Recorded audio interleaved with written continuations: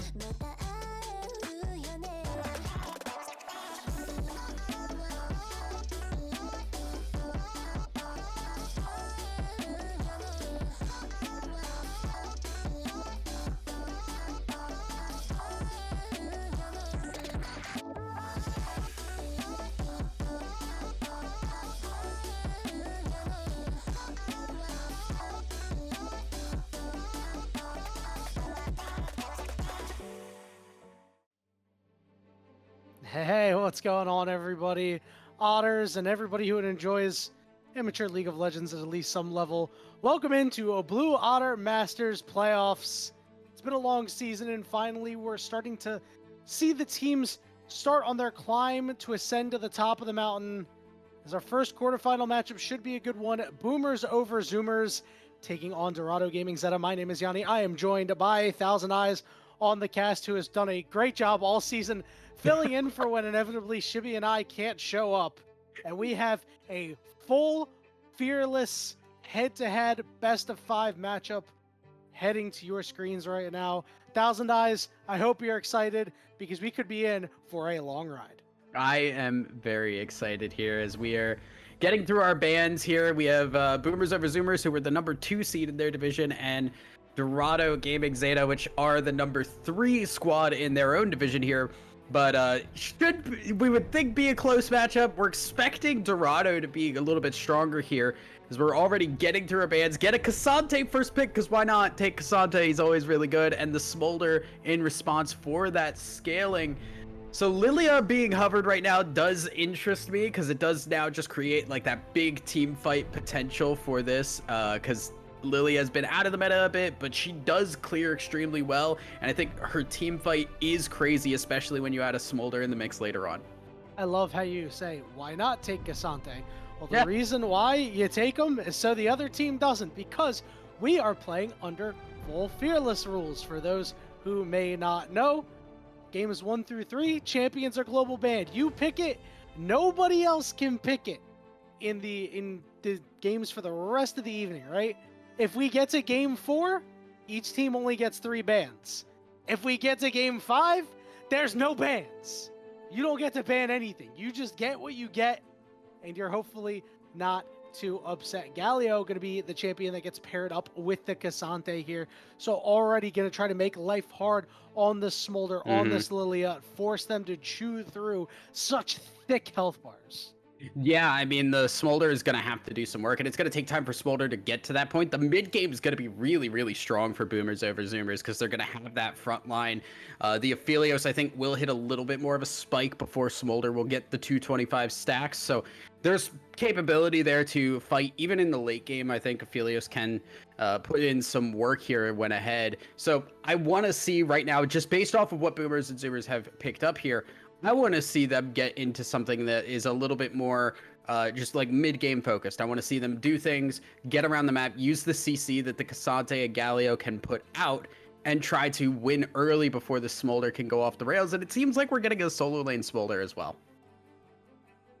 Yeah, Varus going to be the lock-in coming in for Dorado Gaming. So give yourself a nice bit of extra CC, especially to be able to kick off the fights. Is always good. We're seeing a Blitzcrank getting taken away. The big reason why is because, I mean, both of these guys are definitely willing to play Blitzcrank. And, I mean, the champion made an appearance at Worlds, Tess. It's like, it came sneakily into the meta. It's just like, hey, you can actually pick Blitzcrank, and it's actually good. We're getting back to the days of Bronze Zodia. See a Mumu's ban?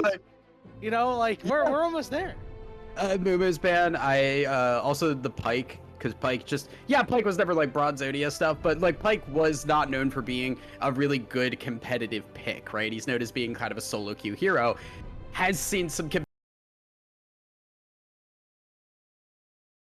should be back. I think we're back. I'm not entirely positive if we're back, but we're gonna just go out on a limb and assume that we have made it back while we await to get our stream up. The rest of the draft is taking place off screen right now, so really sorry for that. Renata and Leona were banned in the second half. Jarvan was the other ban. And Thousand Eyes, you're going to be very happy because Boomers Over Zoomers have locked in Emilio, which I know is your favorite champion. And they paired it with the Aphelios. They picked up a Vi as well. I think this Vi is a great champion to be able to kind of bridge the gap in this game to allow your tanks to make it to the late game, to allow your Aphelios to get there too. On the other side, we're seeing an Ornn lock-in, a Seraphine hover for right now. You know what? They do have enough damage. I was worried they wouldn't have enough damage. With the Seraphine lock-in, they definitely have enough damage to be able to get the job done. That'll be the team compositions rounding out on each side. It's a lot of percent health too, right? Like, because you're looking at the Varus, who's going to have the W percent health, the Blight stacks, the Lilia in the passive, Seraphine on the Q. There's a lot of percent health damage, and it will be able to chew through these champions pretty solidly in the late game. So that is, again, kind of why I'm looking at Boomers Over Zoomers and saying, you guys can't just go toe to toe for that. You need to actually get a lead and go somewhere with that. And I think they do have the champs to be able to do that. Vi is very competent at doing that, can just open opportunities, a lot of CC and damage between Cassante, Galio, and Vi in the early to mid game. And I think Emilio Aphelios does have a lot of potential to do some crazy stuff there. You look at Aphelios's Q with the, it's Tom Kench. Apparently. All right, well, this throws a big wrench into things. A big Tom Kench into things. But Aphelios and Emilio do have a little bit of fight potential in the early game with the Severum. When you get that Q and Aphelios is hitting multiple times, you can hit the shield, you can hit the W. It's always going to be proccing Emilio passive. It makes your trades a little bit better. Now, there is one thing with this being a Tom Kench. How the hell are Boomers Over Zoomers supposed to kill this thing? There is no way they're going to be able to kill this Tom Kench unless they roll over the early game. This Aphelios is going to have enough gas in the tank to get the job done, Thousand Eyes. I just don't see it happening. You now have protection for the Smolder. I mean, I already thought that Boomers Over Zoomers were going to have a bit of a hard time with their damage profile being so lacking that they're putting all of the burden on Aphelios, but now this burden just gets even stronger. He's going to need to be like Atlas holding the world up. I don't think he's going to be able to get the job done. I would again, even I 100% agree with you. I think the Tom Kench does make things difficult. I think there is the possibility of, okay, we're looking at Varus, depending on if it's on hit Varus or the more lethality Varus that pokes out a little bit more. If it's on hit Varus that has a little bit of a weakness, Tom Kench isn't the strongest early game champion. I think the range and damage that Aphelios Emilio can put out can make things a little bit difficult for Varus, but they have to get that lead. Again, I need to see Boomers Over Zoomers get something going early, because the longer they wait, the more I'm looking at, okay, we don't kill Tom Kench late, Lilia's going to burn through our tanks, Smolder is going to go crazy by just getting out of control in the late game. As much as I love seeing like Aphelios with a frontline and an Enchanter, it's like, oh, that's great late game. you can't play it that way, and I do hope Boomers Over Zoomers realize that.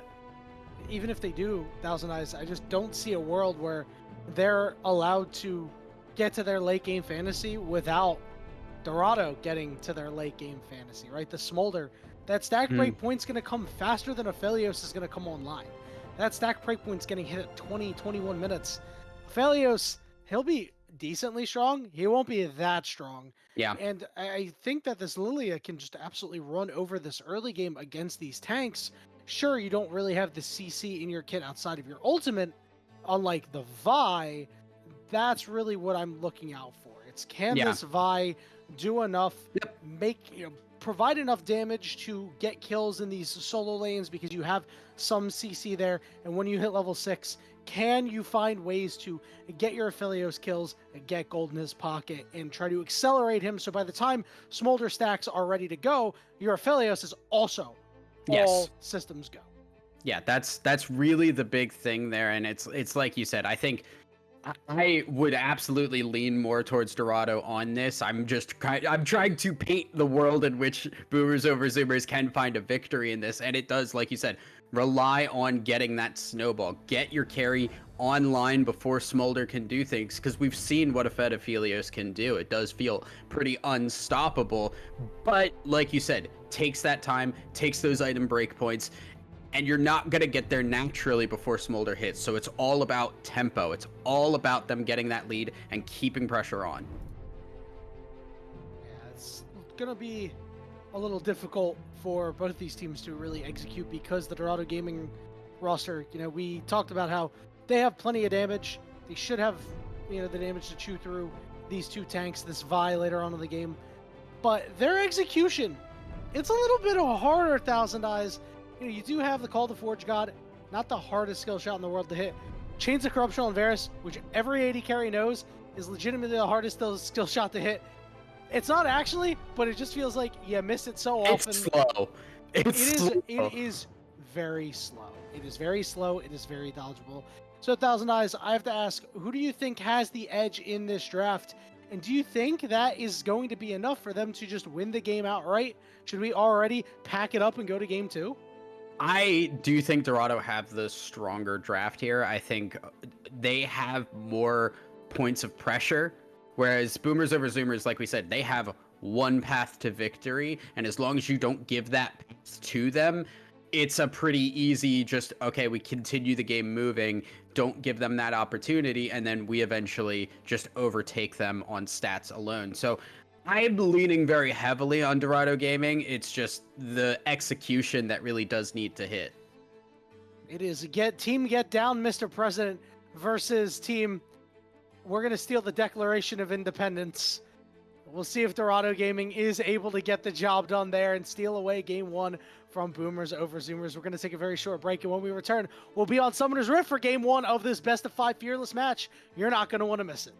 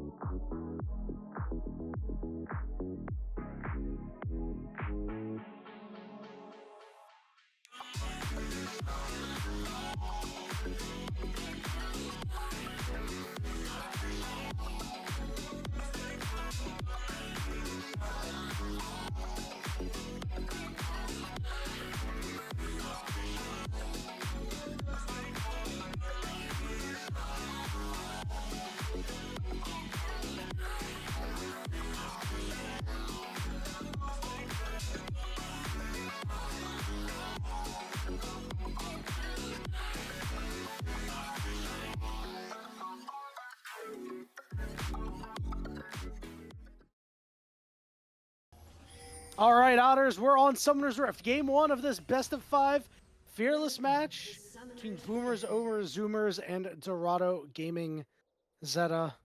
This gives us some time to talk about how the season has really gone for these teams, right? You know, the Boomers over Zoomers in the 6-tall division. It was Omega McDonald's Grill Masters division to lose, and they did not lose it. They did dominate it. Never thought I'd hear in my life, by the way. Agreed. Listen, there's the reason why they're called the Grill Masters and not the Grill Emeralds. That's true. But Boomers over Zoomers had a respectable 9-win, 5-loss game score. They dropped their set 0-2 to the Grill Masters really early on in the season, and that was the difference between those two teams. Yeah. So, you know, it was competitive, but for the second spot. But Boomers over Zoomers was largely seen as the second best team in that division, whereas Dorado Gaming Zeta, on the other hand, were expected to be a top team in their division with guys like Riddy and Joker, and they were not able to get the job done. And one thing that we need to talk about, like immediately in reference to the game, is Anchovy is a little too high ranked to play. He's too good. Yeah. So, his hit GM, so is not going to be able to play tonight. So they do have Bounty Hunter coming in here. He's going to be. But he's playing Ornn mid. He's playing Ornn mid. Yeah. And they sent the Cassandre mid. Yeah. Why not? This is when they talk about lane swaps. This is not what you expect when you hear lane swaps when it comes to high level League of Legends anymore. Yeah, like, I mean, you are not missing the other part of the swap. It's not here. I think this is just this is them kind of recognizing, like, okay, we want to have the Galio up against the Smolder. We want the Cassandre versus the Ornn. Like, that's how we want to split things up, and that's how they're trying to match it here, expecting the lane swap match it there. And things should work out fairly well for them. What this does mean, though, now is that Smolder is in a very long lane, so Smolder does continue to push. There's the possibility to gank up towards that top side, but we kind of said already, the Aphelios is the one that needs the attention. So, in a way, the composition itself does help keep Smolder a little safe, although maybe not that safe. Yeah, this is a big problem as Nux takes a really good trade into Noah there. Kazi getting the better of Bounty Hunter for at least the moment, and now that does mean that the Kaz just has free reign to do whatever they want. We haven't talked too much about the jungle pathing, but they're both on the bottom side of the map right now. By just finishing up their buff. Riddy will be done his shortly on his patented Lilia. We talked about Lilia not really being in the meta, but when it comes to Riddy, it is definitely one of his favorites. Yeah, and Lilia, by no stretch of the imagination, is bad. She has still stayed pretty strong. She's a champion that has a really heavy one-item speak. Oh, Gritty getting way too close there trying to trade. Does take a lot of damage. The Melio heal will help Gritty out, but has to burn the flash. There's a fight at the top of the jungle here. There'll be first blood going over to Riddy. The question is, can Bounty Hunter survive the Kaz? He sidesteps the Kaz! He's burning! But he survives! It's a double kill for Riddy! The deer is the predator in the jungle! Yeah, we saw how well Kaz was doing in that mid lane, just pressuring Bounty Hunter really, really hard. Then in comes the Lilia, and Lilia grabbing the double kill. Great flash for Bounty Hunter to be able to stay alive and avoid giving any kills back. 2-0 on the Lilia. And I just said, one item spike on Lilia is incredibly good, and now we're getting it that much faster. And just like that, things have shifted dramatically in this game. Dorado's bot lane starting to be the ones to push out after forcing Gritty's flash. And Riddy, on the other hand, has now finished his Faded Ashes and should have very little trouble clearing the jungle. You get to speed up so quickly there. The Kaz needs to hit level 6 right away and do something. Yeah, it kind of does put pressure now on this mid lane to be able to actually continue this pressure on, because we have now given this Lilia a really strong start. The burn is massive there. Getting the Faded Ashes so quick means Lilia can fight that much better in these skirmishes, which usually this would be kind of her weak point. When you get right before the level 6 point, she doesn't have items, she doesn't have ult, she's a little bit more weak in terms of just straight up fighting. Now a little bit stronger. Do want to give shout outs to the top lane. Nux has been just dominating against this Smolder, but Smolder is still getting stacks, still getting a lot of CS as well. Although Flash taunt, knock up, D's Nux up in the top lane, taking out Noah in the 1v1. oh, mid lane is also going crazy. Bounty Hunter, very low. Can he escape once again? Not this time. Kazi, the kill, but the flash. Riddy flashes after him. You just got to tag him with one more auto. Can you get it done? No, you can't. Frosthook gets credit for that kill as Jamarquez heads up on this Milio. Not really going to be able to do too much other than moral support for the Kaz. Yeah, great kill by Kaz, keeping the pressure on and not letting Bounty Hunter just take that lead and playing passive off of it. Support's roaming up. It was Frosthook that got up there first, does help confirm the kill, but the kill going over to the Tom Kench is a little bit less ideal than a kill going over to the Cassante. Cassante can do a lot more with that, and now with the Ornn even further behind in gold, Cassante can keep pressure on in that mid lane and avoid letting Bounty Hunter actually do what he wants to do here. Dorado gonna opt in for this dragon, while the Kaz and Boomers over Zoomers will take out the Grubs. I have to say, Thousand Eyes, I think this benefits Team Dorado a little bit more because I don't really anticipate any of these champions being side lane menaces that are gonna take out these turrets, except for maybe Kazan. Yeah, I mean, there's the possibility of Smolder, but I think Smolder wants to be in the team fights as well, so I wouldn't see anything crazy in side lanes. It kind of depends a little bit on the... Oh, they're actually going for the swap here. This is a good swap. Yeah, this is a good swap. This is getting the matchups that they wanted again on this. Remember, they had opted in here to try and get away from the Galio in the top lane, or the Galio was expected mid, swapped it up, took it to the top lane to match the lane swap. Now we're seeing Dorado match the swap again to get their intended roles, and now once again, it is being matched. A very smart rotation, too. Gallia wanted to back. Cool. Kazi, move up top lane, catch that wave as it starts crashing in. Nobody's really missing any CS in this trade. Yeah, Nox is going to take some loss of CS because it got into the turret first. It's going to be a clean back for Noah. I really think this swap is smart, mostly because that sheet is the big problem right now. As Bounty Hunter has been spotted out in the swap here. Nobody else to assist him as the Kaz comes through cleanly.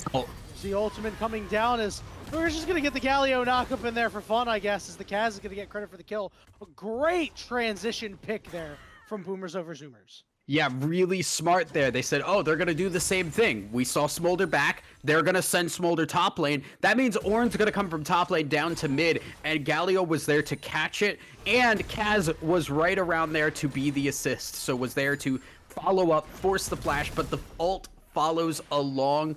Massive win there. They get the kill on the Vi, who I think can use that pretty darn well, especially trying to get this bot lane moving that has been fairly stagnant so far. As long as this bot lane is stagnant, I think that's good news for Boomers over Zoomers. Now, you saw Gritty take a little bit of damage, and now he's going to get rooted up. He does burn his barrier, gets his ultimate down for a little bit of damage back onto Joker, but it's not a whole lot. Yeah, that's a lot of damage done here. We're still waiting. Again, you know, Aphelios not known for being a really strong early game AD carry.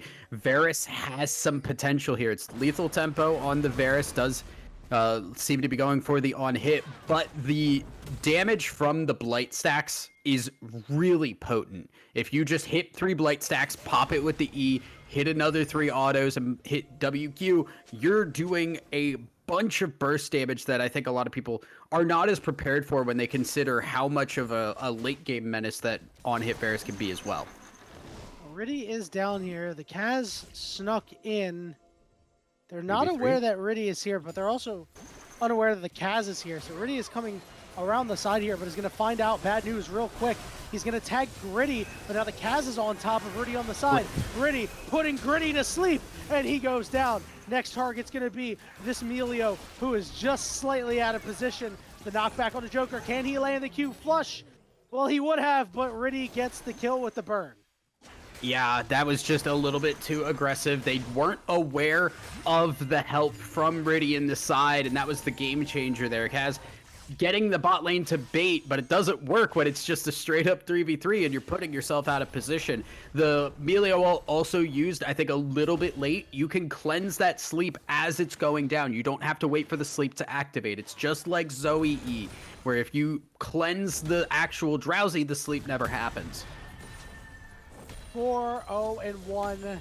The best jungler in BOL Masters is doing his thing in a playoff game. Reddy has been one of the clutchest players for a long time in BOL Masters. You can see why when the lights shine the brightest, when his team needs him the most, when you've got Smolder top lane and Ornn middle, Reddy is there to try and get the job done. They do manage to sneak away one grub to try and lower any effectiveness of, 5 grubs, let's say, for the side of Boomers over Zoomers. But Boomers over Zoomers coalescing near this bottom side, they really want this dragon.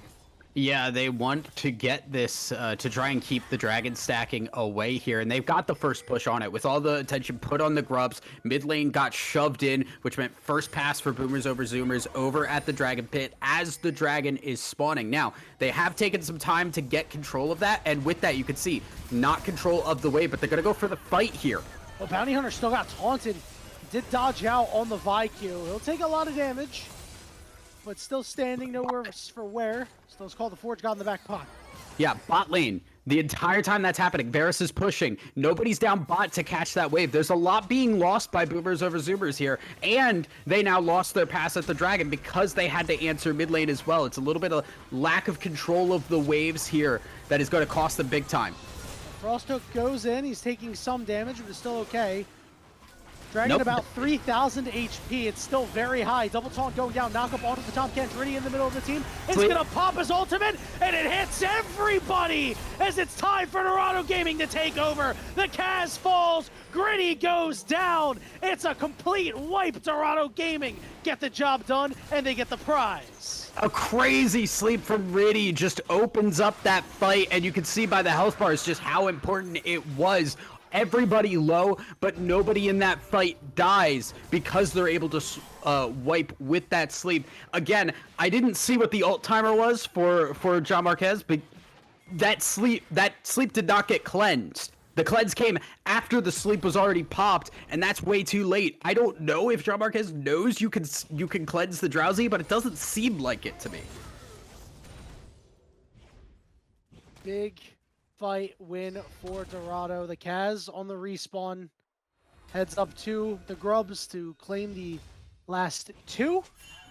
We'll put them at 5 grubs, which again is something to watch out for, especially because this Cassante in the side lane, during that fight, he got a solo kill. He's now 2-2. He has his Iceborne Gauntlet, which for Cassante means you are full build. He's got another solo kill. He is now 3-2. Nothing has changed.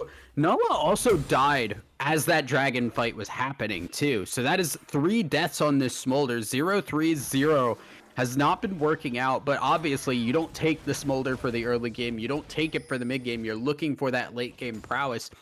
We'll have to check and see what the stacks are for the Smolder right now.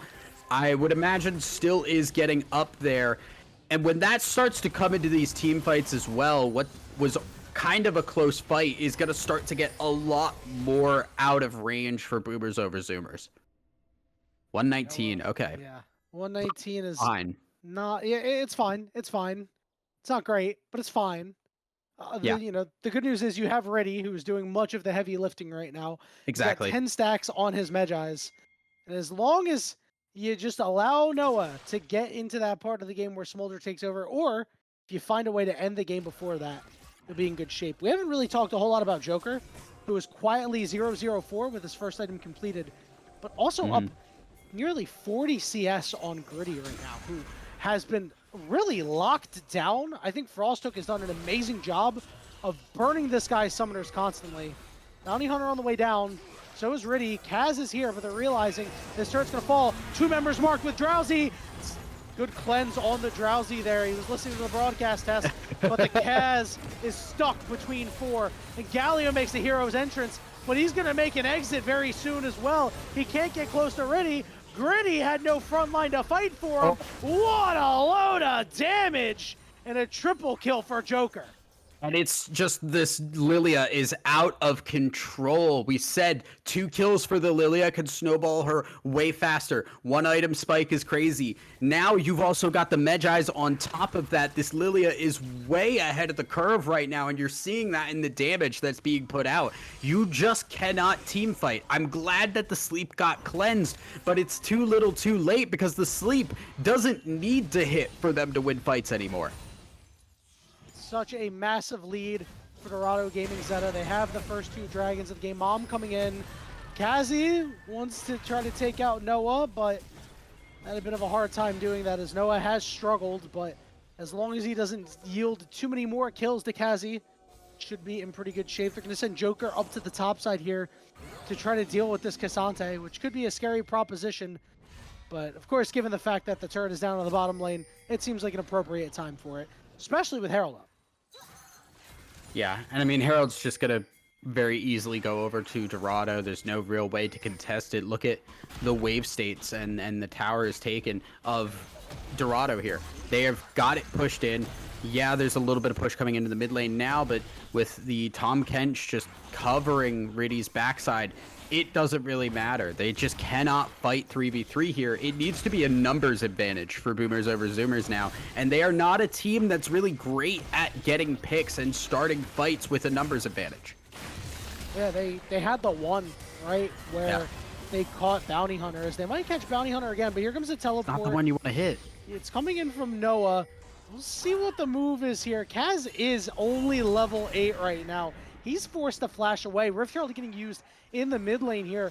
Gritty and Jamarcus can't get close. So that turret in the mid lane is going to fall. Frosthook is going to hop in the robot Shinji. He's going to knock on to that inner turret. The taunt goes down onto Riddy, but Jamarcus is on the wrong side of the tracks here. And it'll go over to Noah. No assist for Riddy, so not another page in the ego block.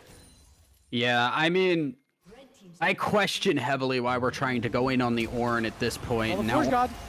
Going in on them. Gritty. Oh, man. That guy never stood a chance, Thousand Eyes.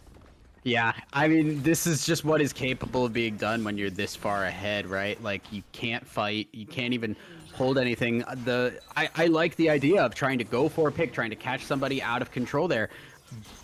But the problem is you're doing it on the Ornn of all the characters here. Ornn and Tom Kench aren't going to go down. Fight breaking out. Here's entrance. Joker has to try to kite this one away. Bounty Hunter did a good job of helping his buddy out. Noah came in with Mom to deal just enough damage. Nux goes down. Kazi with the all out, but there's too many members. He's strong, but he's not that strong. Or is he that strong? It's a certified Cassante moment, but I don't think he'll be able to get away with this. Never mind. I am so wrong. This champion is not okay. In a 1v4, he got a double kill, and the lifeline of Boomers over Zoomers stands tall. I don't want to give too much hype here because I think it is still a very big uphill battle, but Cassante getting the moment down there, now 5-2, is providing a little bit more of a front line here.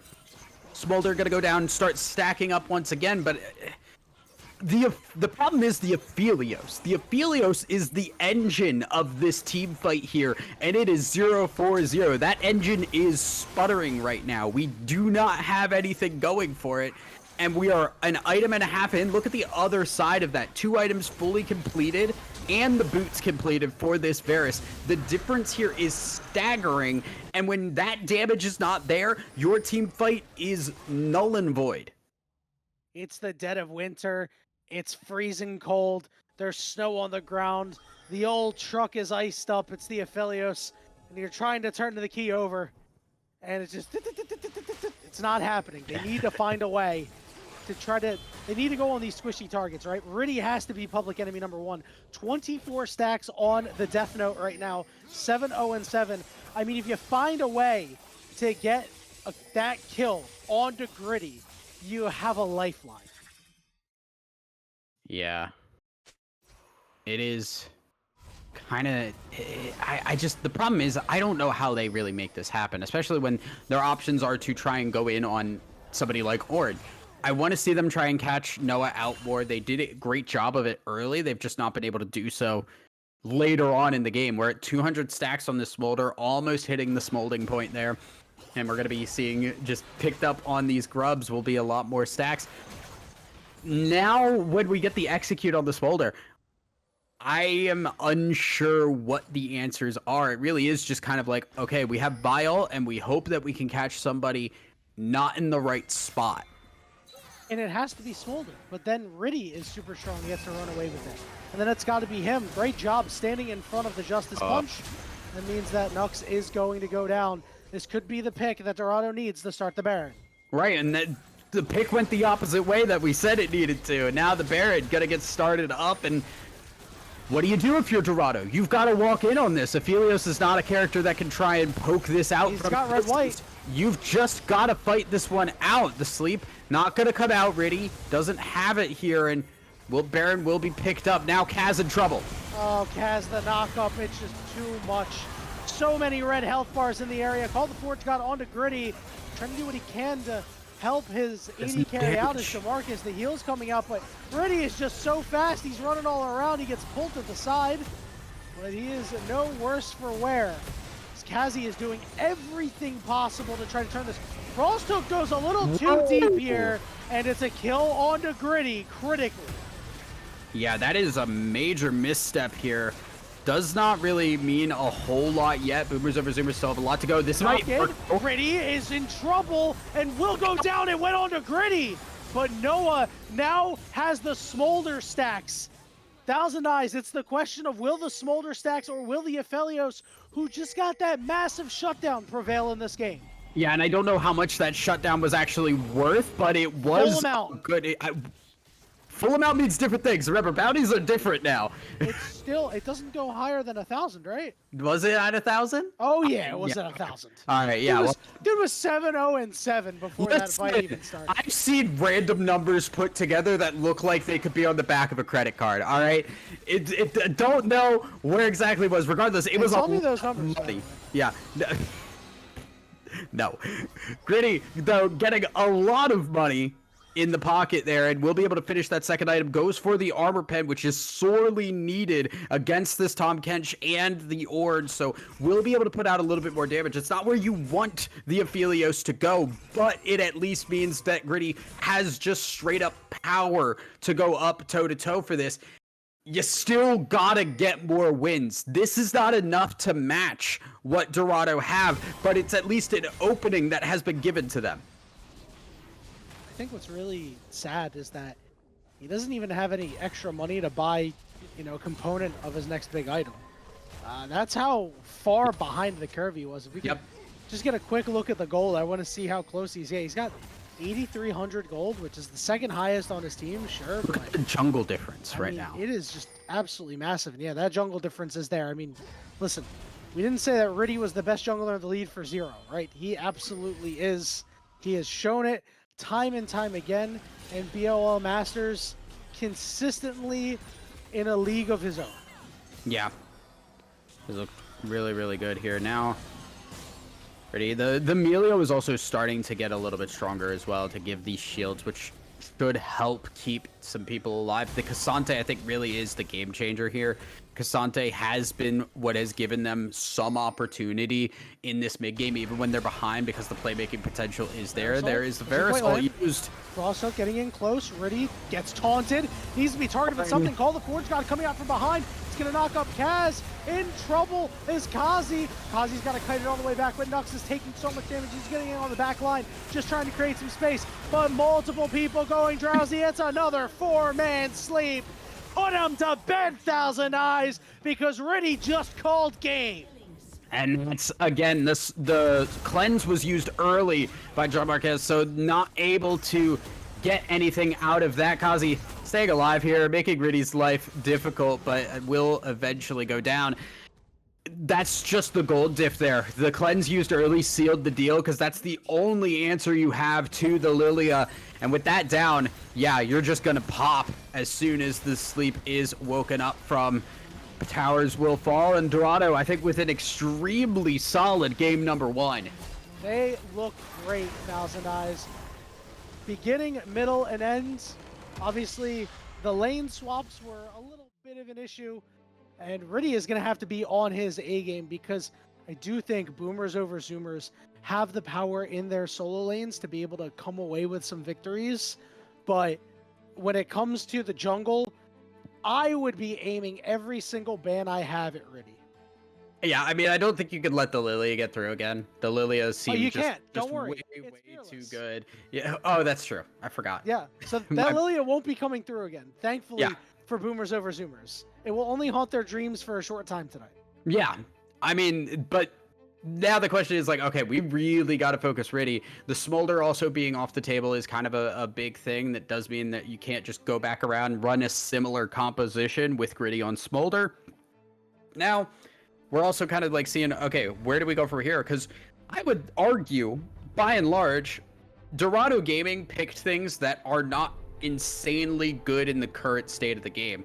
Whereas you look at the other side there, BOZ, they took Cassante, they took Vi, they took Galio. These are all champions that are all really good currently. And on top of that, they lost. So you put a lot of your value of those picks in that first game and didn't get anything out of it. Now, Dorado probably feel like, okay, we just used picks that are not insanely powerful in at least what the current meta is. We now still have more options available for us. And do you know what happens, Thousand Eyes? Things get a little wacky because at this level, the players are really good, but they don't exactly conform to the constraints of the meta. So I don't know if we'll be seeing any Sejuanis anytime soon. We're going to take a short break as the teams are going to break apart, reconvene, figure out what worked and what didn't, and then come in with a set of 5 new champions apiece on each side. And you're not going to want to miss it. Go grab a water, but then come back quick because we'll be here.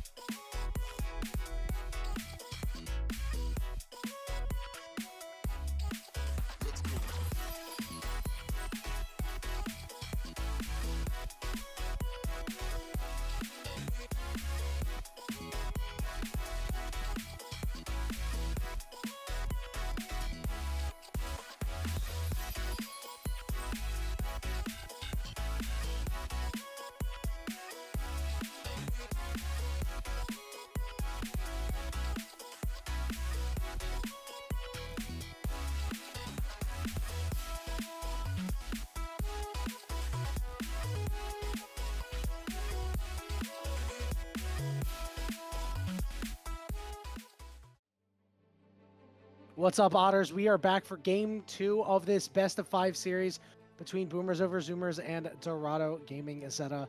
Boomers over Zoomers, they had the option to choose what side they wanted. They go on the red side. Remember, red side undefeated in this series. We are into the picks and bans. A lot of the bans staying somewhat similar. Sejuani off the table. Interestingly enough, Skarner is currently available. We'll see if that's Boomer's last ban. It's banned. It's banned. Oh. Dorado banned it this time. They banned it last time. We've swapped sides, so Skarner going to be taken out as well, which I believe we said is a possible support pick. Did we not say? We did, but why did they ban it? You're on blue side. Just first pick it. I don't know so if they good. I don't know if they want to. Maybe not want to take it, right? Because okay, let's look at it this way, right? Yes, Skarner is good, but Skarner is a tank jungler versus this is a good we saw last time around, which was the Lilia, which has a lot more carry potential. But we do see the Corki. Corki, very good right now. I think has been seeing a little bit more prominence in the bot lane as well lately. So starting to take a little step up there. Yeah, we'll see. Mostly still a mid laner at this time. Yeah, but... I would say expect it in the mid lane, but bot lane potential is there. Still, again, just has that damage. Just really pops people when you're least expecting it, and the Ashe is gonna look to create some opportunities here for Boomers over Zoomers that they did not have in the previous game. This is crazy because I said like, oh, it's not going to be, they're not going to be conforming to the meta and stuff like that, but this is exactly what I was seeing earlier when covering the Path to Pro Combine was Corki and was Ashe. Now the Gwen is definitely not one of those champions, but that should go over to Kazi. It's his best champion, and when they need him the most, they're going to put him on the Gwen. Yeah, I mean, the Gwen is also just such a good playmaking champ. There's very little that does beat it 1v1 if you're playing it well. And now you've just got to figure out, okay, what do we put up in this top lane? If we put a tank up there, it's going to get shredded, taken away. Maybe you go for some kind of fighter. You're just trying to, like, keep yourself as safe as possible. I do like this follow-up pick here for Dorado Gaming. What they picked up here is the Hui for another backline damage threat on top of the Leona, who has that ability to just engage at a moment's notice. She can fish for engages with that ultimate and just look for opportunities that this burst damage from the Hui and the Corki will be very strong with. Yeah, and one thing to note is this could be a Hui bottom. Joker's one of his most played champions is Hui. So we'll see if he does take him to the bot lane. I think it'd make a lot of sense because you're looking at an Ashe and a Braum that, as long as you don't get tagged with, an auto attack, you don't put yourself too close, or a Braum Q, you should be fine, and that should allow Leona some options to roam around to this mid lane and maybe make something happen. We're seeing a couple of bans for the second half. Jarvan going to be off the table, as well as Fiora. Yeah, Fiora, one of the few champions that can just kind of go toe-to-toe 1v1 with the Gwen. So taking that off the board, I think, is a smart decision there. The Jarvan was banned away last time in the second phase when the jungler wasn't picked. So not super surprising there to see that gone. I would expect we're going to continue a little bit down this road here of just seeing another jungler banned and it is another jungler actually for BOZ. So they're taking away the Kha'Zix as well. Again, trying to take playmaking potential out of Dorado Gaming's hands. Yeah, you just want Riddy on a boring tank that can't do a whole lot. Obviously, Dorado was the one to ban Sejuani, but I think, if Riddy is on a Sejuani-esque champion, you've done your job. You're doing very well. And just kind of letting his team make the rest of the plays. Syndra going to be the last ban, and Xinjiao is going to be the pickup here for Boomers over Zoomers. A lot of really strong early game power out of their team. I really like it. And this Ivern, if it gets locked in, I don't know. I like it. They don't have double AD carry, which is why I really wouldn't like it. But I think it's close enough. But what? I think Hui is another character that can use that protection. Yeah, it's not an 80 carry, but I think he's somebody that if you want to avoid getting dove, you want to get that Ivern in there. We have the Rise as well, going to be going up in the top lane here. I like this. This is really, you can just play this to wave clear if you want. You can play this to be a ranged champion to go up against Gwen, this is a really solid pick in my opinion. I can't remember the last time I've seen this champion. It is It's it is a champion. That is for sure. I got to be completely honest with you. I'm not sure how much I like this Dorado team. I think Ivern doesn't fit in very well here at all. That is the call that they have gone with. Talia going to be the last one for Boomers over Zoomers. And that Weaver's Wall is going to do a great job of keeping some of these members apart. You cut off a Hui, you cut off an Ivern. This is just curtains in a fight, right? Yeah, it's definitely difficult if you can just cut them off. But that does require you to be able to hit that angle correctly, especially as the fight continues too. Like, it's not an instant cutoff. You've got to time that correctly. And I'm looking at what BOZ have here, and it's not a lot of frontline. The most frontline they have is that Braum. Meanwhile, on the other hand, you have the Leona, you have the shields from the Ivern. Ryze, while not exceedingly tanky, is a bit more beefy than a lot of other damage threats that you could put in there. So I think Dorado Gaming have a bit of a stronger, just like toe-to-toe, like team fight comp. Boomers over Zoomers, though, they definitely have pick potential. The Ashe, the Talia, Xin is such a good skirmish champion. He could just find people and win. If he finds the Ivern, he could just run him down with no worries in the world of losing that. Yeah, it won't be particularly close. I'm really looking for him to make these plays. The Kaz is going to have to step up this game after having a pretty rough first game. But I definitely think this is the team that you can do it against. I mean, Hui is so weak early. Ryze is so weak early. As you said, he's going to find the Ivern and chop him down. This is the Kaz game, right? He gets ahead early. He does enough to become a problem. And then Kazi just runs away with the game on his patented Gwen. This is the strategy for the side of Boomers over Zoomers. On the other side, you just need to make it for Hui and Ryze to be relevant champions, and they should be okay. You know, if Ryze is on the wrong side of Weaver's Wall, he can use his ultimate to get back over into an advantageous position, but as long as you just survive long enough for Hui to get on an item and a half, 2 items, Ryze to finish his first item, whatever he ends up building, finish his tier item, you can be in good shape. Yeah, you really can. I think it's, again, just a difference of, you know, skirmish versus front to back. The front to back being Dorado this time around. They're looking to just, okay, we have Leona, look for engages. Ivern can go for a bind as well with his Q. Maybe get a root from the Ryze as well.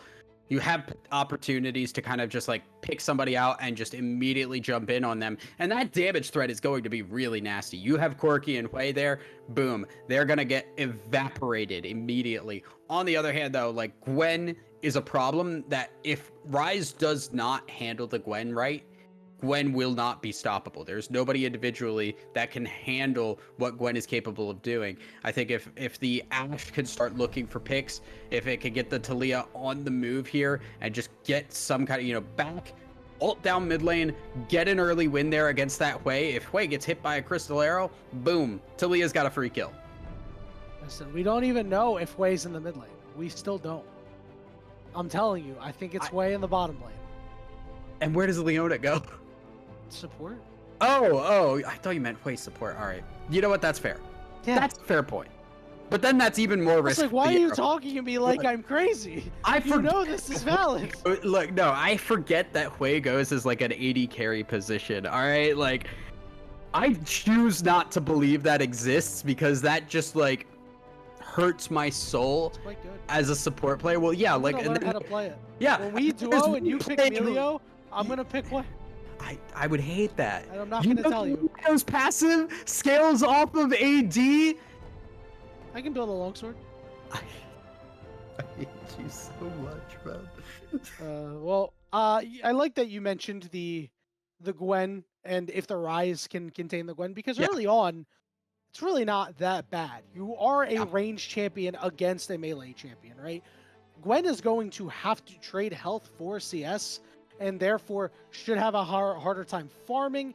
You can shove in really hard as Ryze once you get your tier item and start getting more mana, and then all of a sudden Gwen's stuck under her turret. That's really where you want to keep her. Stuck under her turret, make her drop a CS or two, and then all of a sudden, once it comes down to time to fight, this Gwen is a lot weaker than you typically expect her to be against like a melee champion, as an example.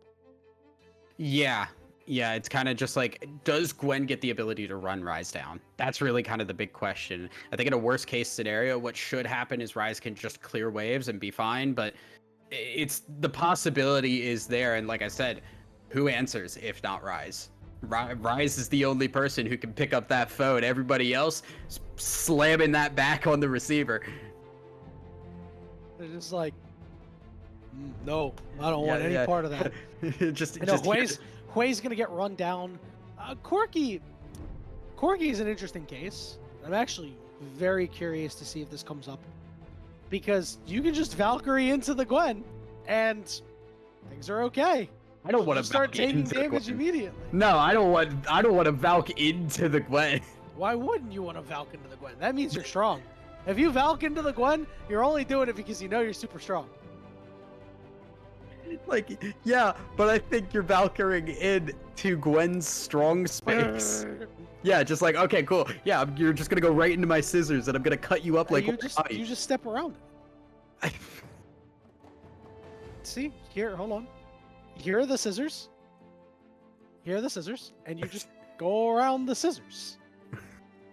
In your fighter jet thing? Yeah. What? You think a fighter jet? You think a little biplane or a bush plane or whatever you want to call it / fighter jet can't get around a pair of scissors? When the scissors are as big or bigger than the fighter jet, I would be a little bit more concerned. I really don't have a response to that. I'm gonna be honest. Exactly. So don't tell me to Valk into the man. Well, luckily, the good news is we will be able to find out quite soon, as we are heading on to Summoner's Rift in just a moment here. Game 2 of this best of 5 series, Dorado Gaming versus Boomers over Zoomers. A full sprint into the bottom bush here for Boomers over Zoomers. Yeah, I mean, they have the Braum, right? Like, if you just look for this opportunity, and really smart here from Joker to just ward that out. Cool. Level 1 situation solved. We know exactly. Yeah, okay, man. Cool. You won. You're right. Yanni wins. Are you happy? Yeah. I'm very happy. I'm glad you're happy. I like being right. I feel like I don't know anything about League of Legends. It doesn't happen very often. What do you mean? It happens all the time. You just did not have a response for what the man. Excuse you. The fighter jet. Okay. I mean, yeah, but we're talking about a fighter jet and a pair of scissors. Like, what are we really doing here? Honestly, we were just vamping to wait to be told that it's spectator delay. But we were never informed it was spectator delay. I'm losing my mind. God, listen, it's Corky. Yes, I'm flaming prod right now. Yeah.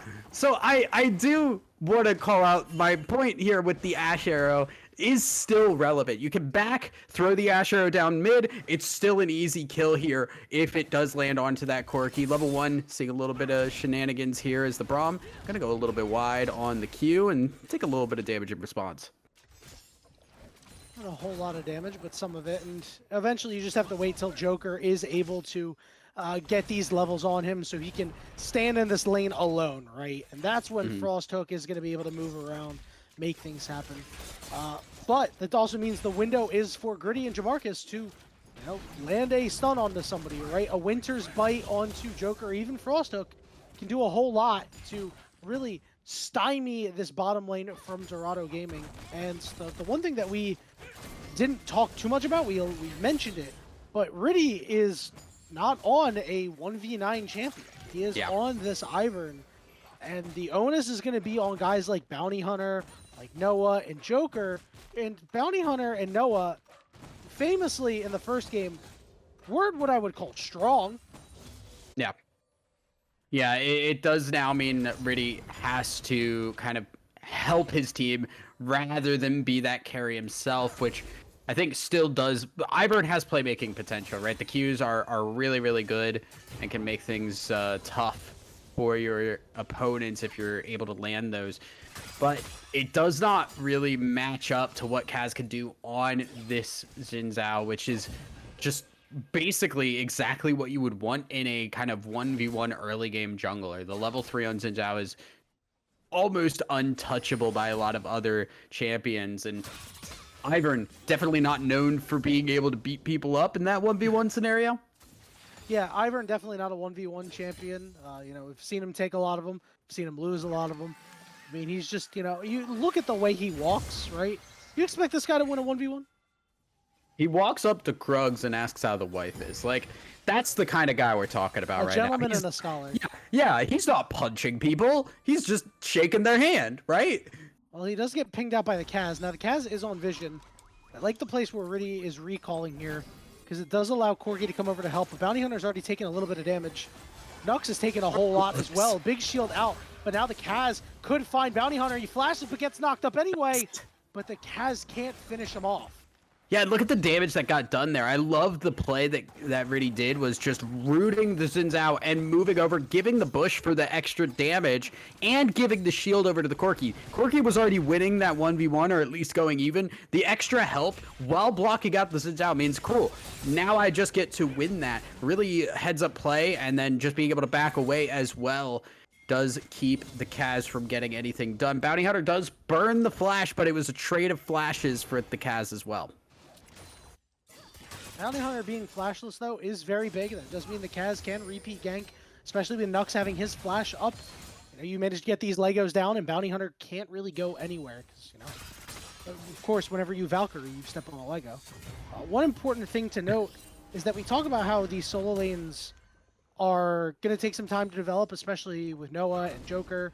A Bounty Hunter on his first back did get a longsword, but also got a tier. So even he is going to have to take some time to develop, as Riddy comes in with a nice gank, burns the flash. Yeah, I mean, Corki does have a lot of mana problems and really does use the mana meme well, so I'm not surprised to see that. But it does, again, just kind of point to, okay, we have two champions with tier. They're putting money into just mana, and it's going to have to scale up. So gonna take time before they're really on the board here, and they want what is currently happening right now. A very slow game, just very trade this, trade that, but we're not actually going for kills. Now they're going into the bot lane. And Frosthook going really deep. Riddy with the flash to give the shields. Good pull in from the Maul, as Joker's looking to finish off Gritty. Super close. QQ can't get it done. And Jamarcus is too tanky to go down. Good attempt there, but a lot of lost summoners for the side of Dorado.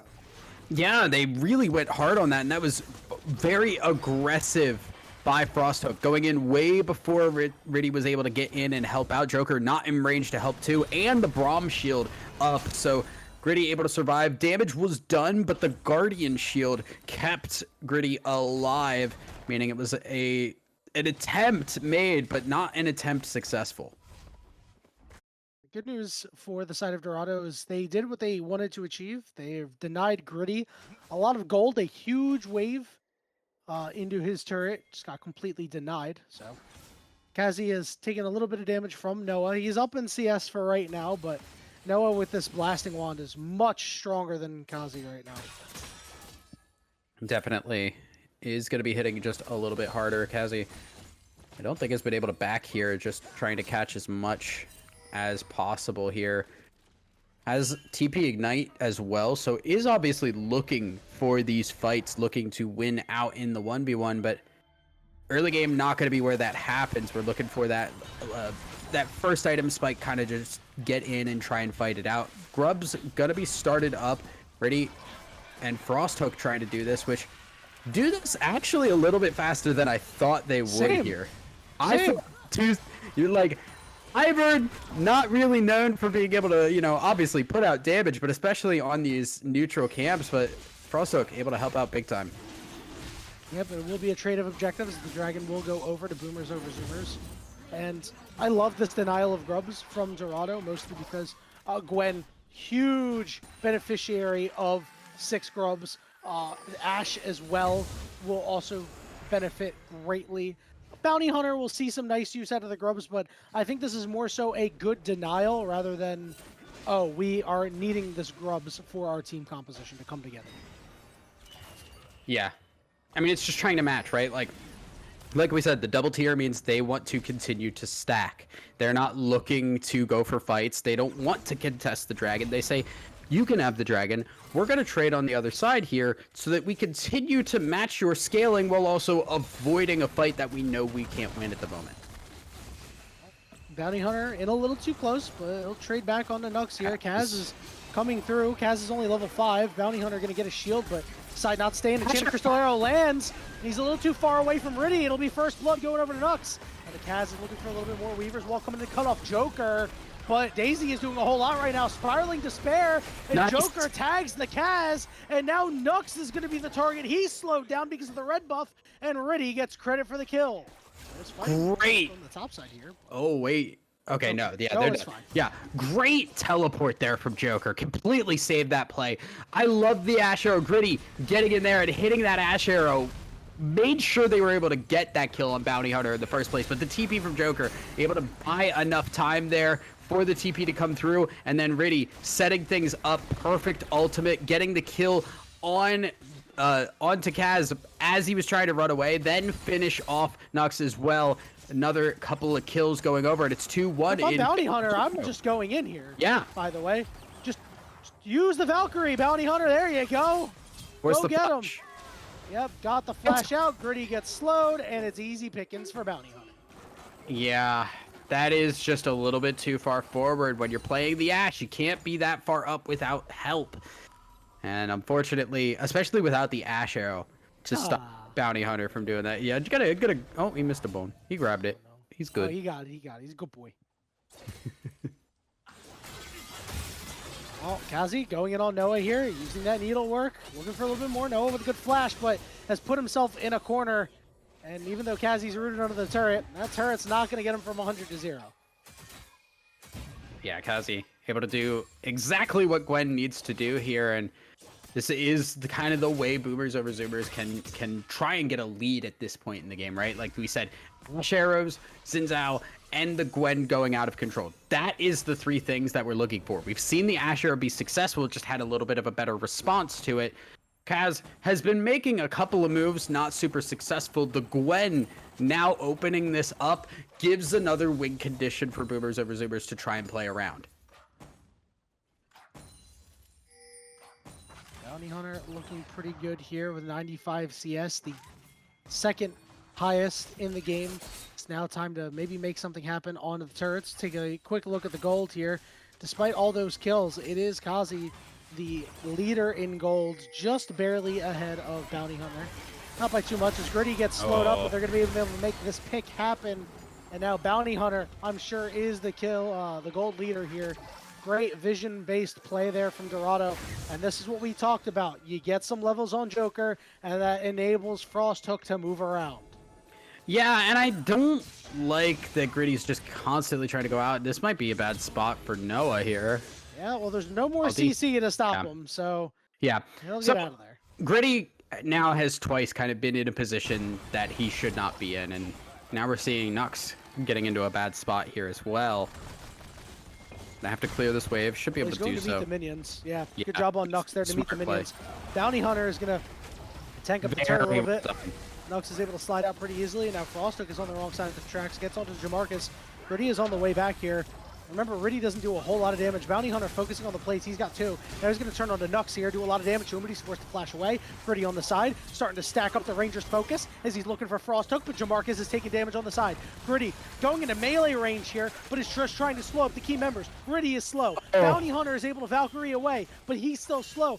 Gritty trying to get close. Now he's targeting Frosthook, but the shields are a little too much. It feels like Boomers should have came away with something there, 1,000 Eyes. Yeah, they just kind of played a little bit too slow. Gritty also just kind of moving up, not getting a whole lot done, and just the Ash damage is not there, and because of that, they get to walk away, get out of a really sticky situation that, like you said, did not seem like they should have been able to. Dorado able to survive, and that does mean now they get the reset. Dragon has spawned, but because so much was put into that fight, Boomers over Zoomers also backing here means now it is Dorado that will have the first opportunity to move over on that dragon if they want to. You can see the pings on the map. Boomers over Zoomers saying, hey, we're going to send the bot lane bot. We're going to get a wave shoved out. We're going to try to gain some control of their own jungle, maybe clear out some vision. There's some key wards put down by Dorado Gaming. Meanwhile, already starting on the top side off this recall, so not deploying dragon side, but pings are going down to the dragon. Riddy is on his way. Yeah, Riddy moved up to the top side there to try and get some marks down to clear later on. Now going to move over to the dragon. Now again, wave control was a huge thing with these dragons in the previous game. We saw what happened with BOZ. They would push waves, get first pass on it, and then try to stay at the dragon a little bit too long before starting it, meaning they lost wave control. Bounty Hunter's caught. Bounty Hunter's caught big time, but he's got shielding, trying to Valkyrie away, but right into Jamarcus. The root goes down on a Gritty, but it doesn't matter. The Kaz gets credit for that kill. Now Riddy is going to be chased down over on the side. It's Frostoke versus Nux, and that's a fight that Nux is going to win every day of the week. Riddy gets tagged by Wind Becomes Lightning, and he will fall. It is a 3-0 in favor of Boomers over Zoomers, and Joker wasn't really able to get anything done on that bottom turret. Yeah, that is just way too far forward by Bounty Hunter, getting caught out and does go down first. And from that point on, Boomers over Zoomers can just run over the fight, chase them down with the Ashe, just continue to run people down. Good flash as well from the Kaz to make sure they got that. Smite will secure the dragon as they will walk away. Now 2 dragons going over to BOZ. They've, again, found another win condition for themselves. Even though they've had a couple of missteps along the way, they're continuing to find things that say, okay, if we play around this, we have a chance to win. Yeah, and these aren't late dragons, so that means there's going to be opportunities for Boomers over Zoomers to put themselves on soul point, to get a soul, to be stronger than Dorado Gaming before all of their scaling gets online, right? You know that Hui is going to be a problem later. You know that Corgi is going to be a problem later. And you know that Rise is going to be a problem later, right? It's sort of the trifecta. I mean, Corgi is already a problem in the early game, but as the game goes on, still retains heavy effectiveness. And you only have Kazi, right? And he is on his one trick, but you need to do something to make sure that he has a fighting chance in this game. And Boomers over Zoomers are doing. Yeah, we do have 3 grubs split each way too. Now, as we're looking at the Rift Herald, Ashe not going to land, and now that is a big tool used by Boomers over Zoomers. They're going to push in the wave. Again, go over to the Herald here. Now, again, watch the waves, because if they don't keep control over this, they could lose a lot of damage on their towers. But Herald going to get started up, and I think Boomers over Zoomers should be able to control this. Nice ult from Nux. Gonna lock out Dorado Gaming from getting on it. Done. Joker TP'd into this fight. Herald goes over to the Kaz. Kaz picks up Frosthook there. Spiraling Despair onto Kazi. Kazi very low and gets shut down. It goes over to Bounty Hunter. Gritty doing what he can, but he gets feared away. Kaz going in. Bounty Hunter, the shield isn't enough. He's able to at least get a kill, but now Joker's going to be the main target against 2 damage dealers. In the face of the damage dealers, Joker doesn't care, and he's face checking Nux and taking him down. It's a double kill for the bot laner of Dorado, and it's an ace for Dorado. Yeah, the only person that goes down for it is Bounty Hunter there. So, yeah, they get the Rift Herald, but the fight just goes awry. Kazi grabs the Spiraling Despair, moves down over to that blue buff area, and guess who follows? Strauss Marquez, who's not there for the rest of the fight to block out the damage coming in towards this Ashe. That gave Joker the opportunity to just pump out damage as they kept kiting backwards. The Ashe not able to do enough here yet, and you can see just how strong this Hui is in response to that. With Noah being up still too, does get the tower down, and a massive influx of gold going over to Dorado Gaming. They are now firmly in the driver's seat, Thousand Eyes. About 5,000 gold up right now. It's Dorado Gaming.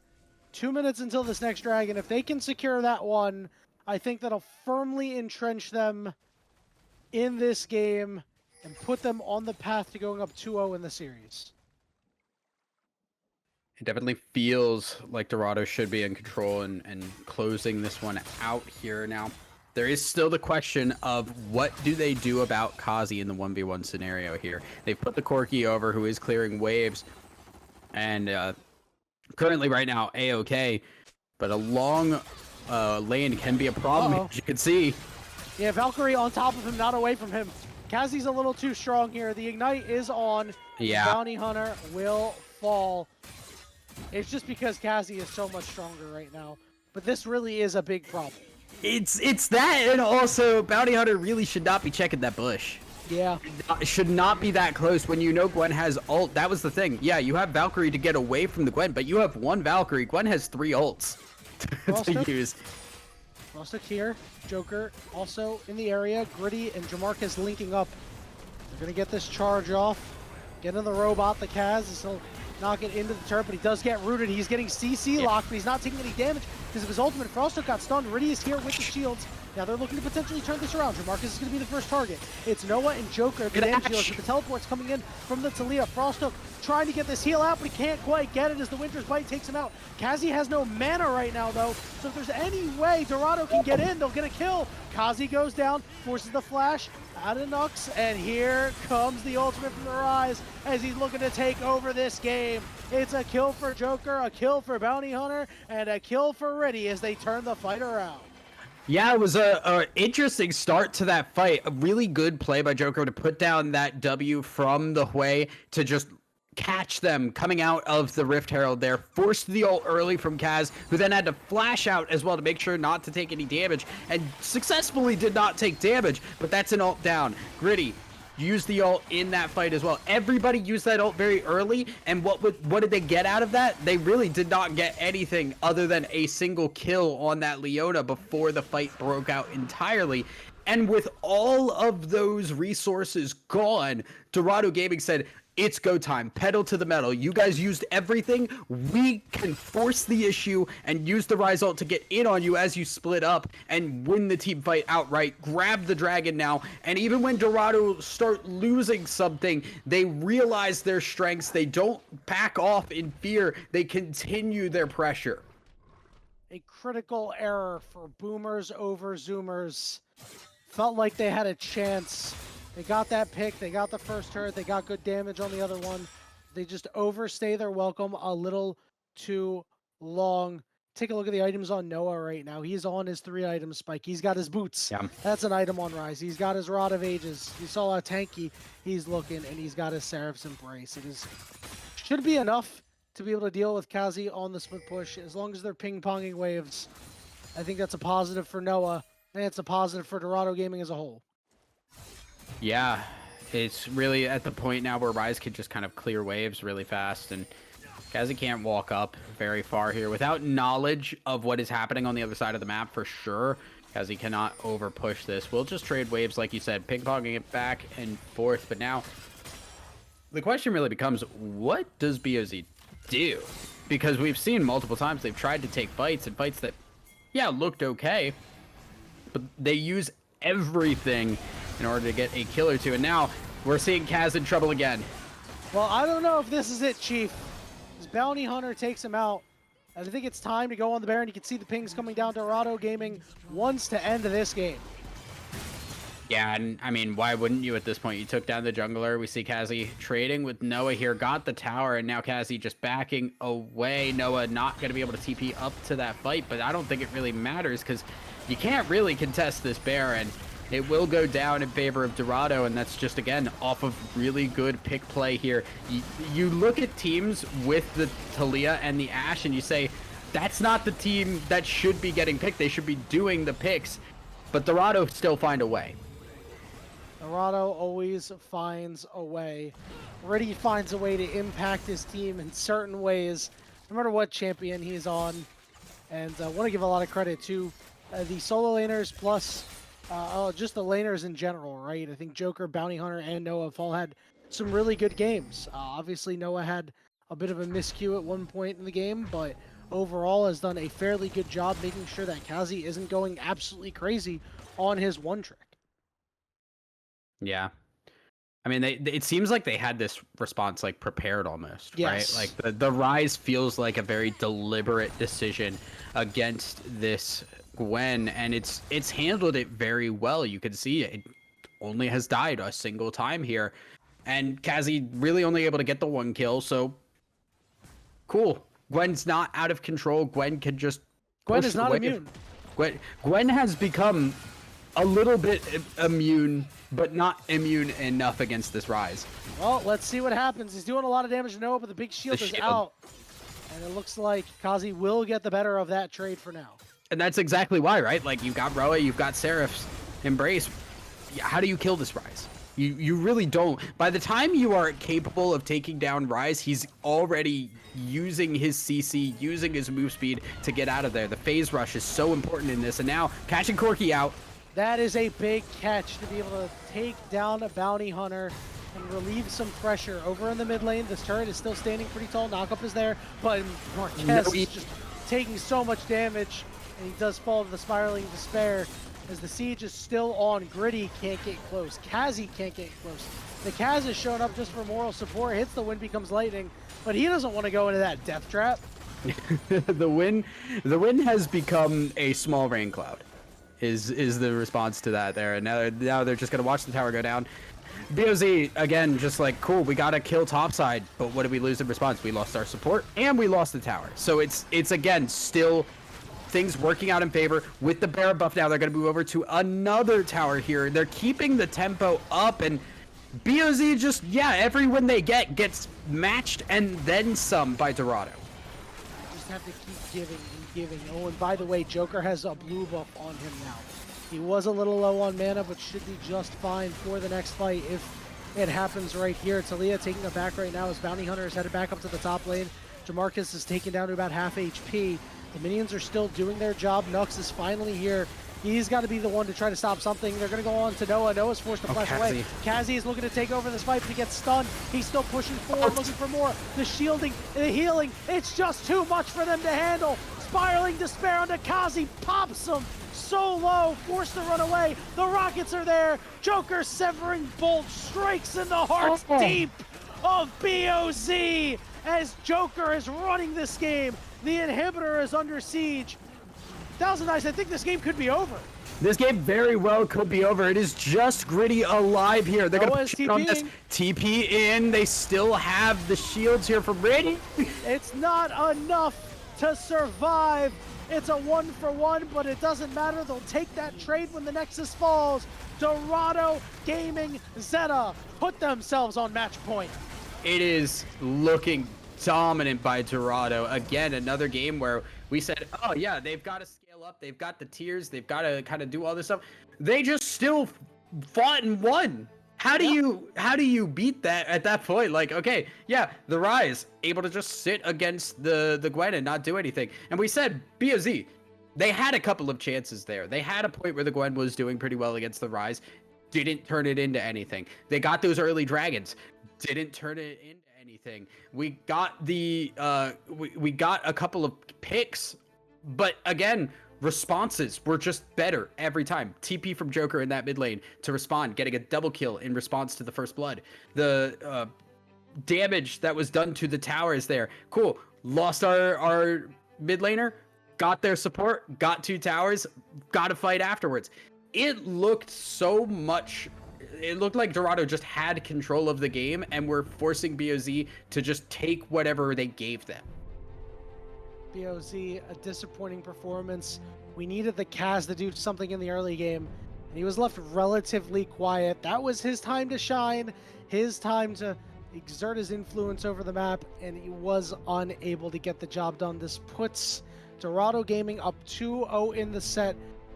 Listen, Boomers over Zoomers is going to need a reverse sweep in order to win this set. It is a tall mountain, but I have seen many teams conquer a 2-0 deficit, and we'll see if they're going to be able to take the first step in the third game. We're going to take a short break, and when we return, the draft, I should say, for Game 3 of this best of 5 between Dorado Gaming Zeta and Boomers over Zoomers. We'll see you there.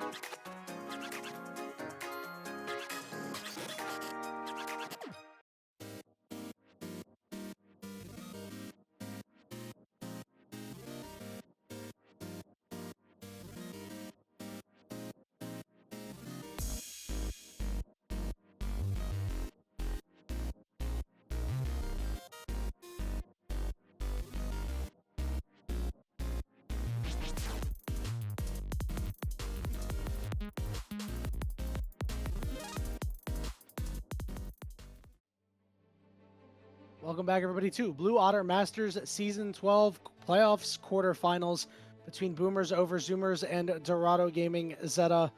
Dorado Gaming, we believed, had a harder division to fight through, and they are showing that they are battle-tested here. They just want it more than Boomers over Zoomers right now. They lead the series 2-0 here in full Fearless, and are looking to put this one away, Thousand Eyes. Yeah, it's looking really strong in Dorado's favor. They've also now continued to keep these bans really. Both teams have kept the bans really stable. We are seeing the Jarvan come through earlier this time around alongside the Orianna, which I do like. It's a good combination to just grab.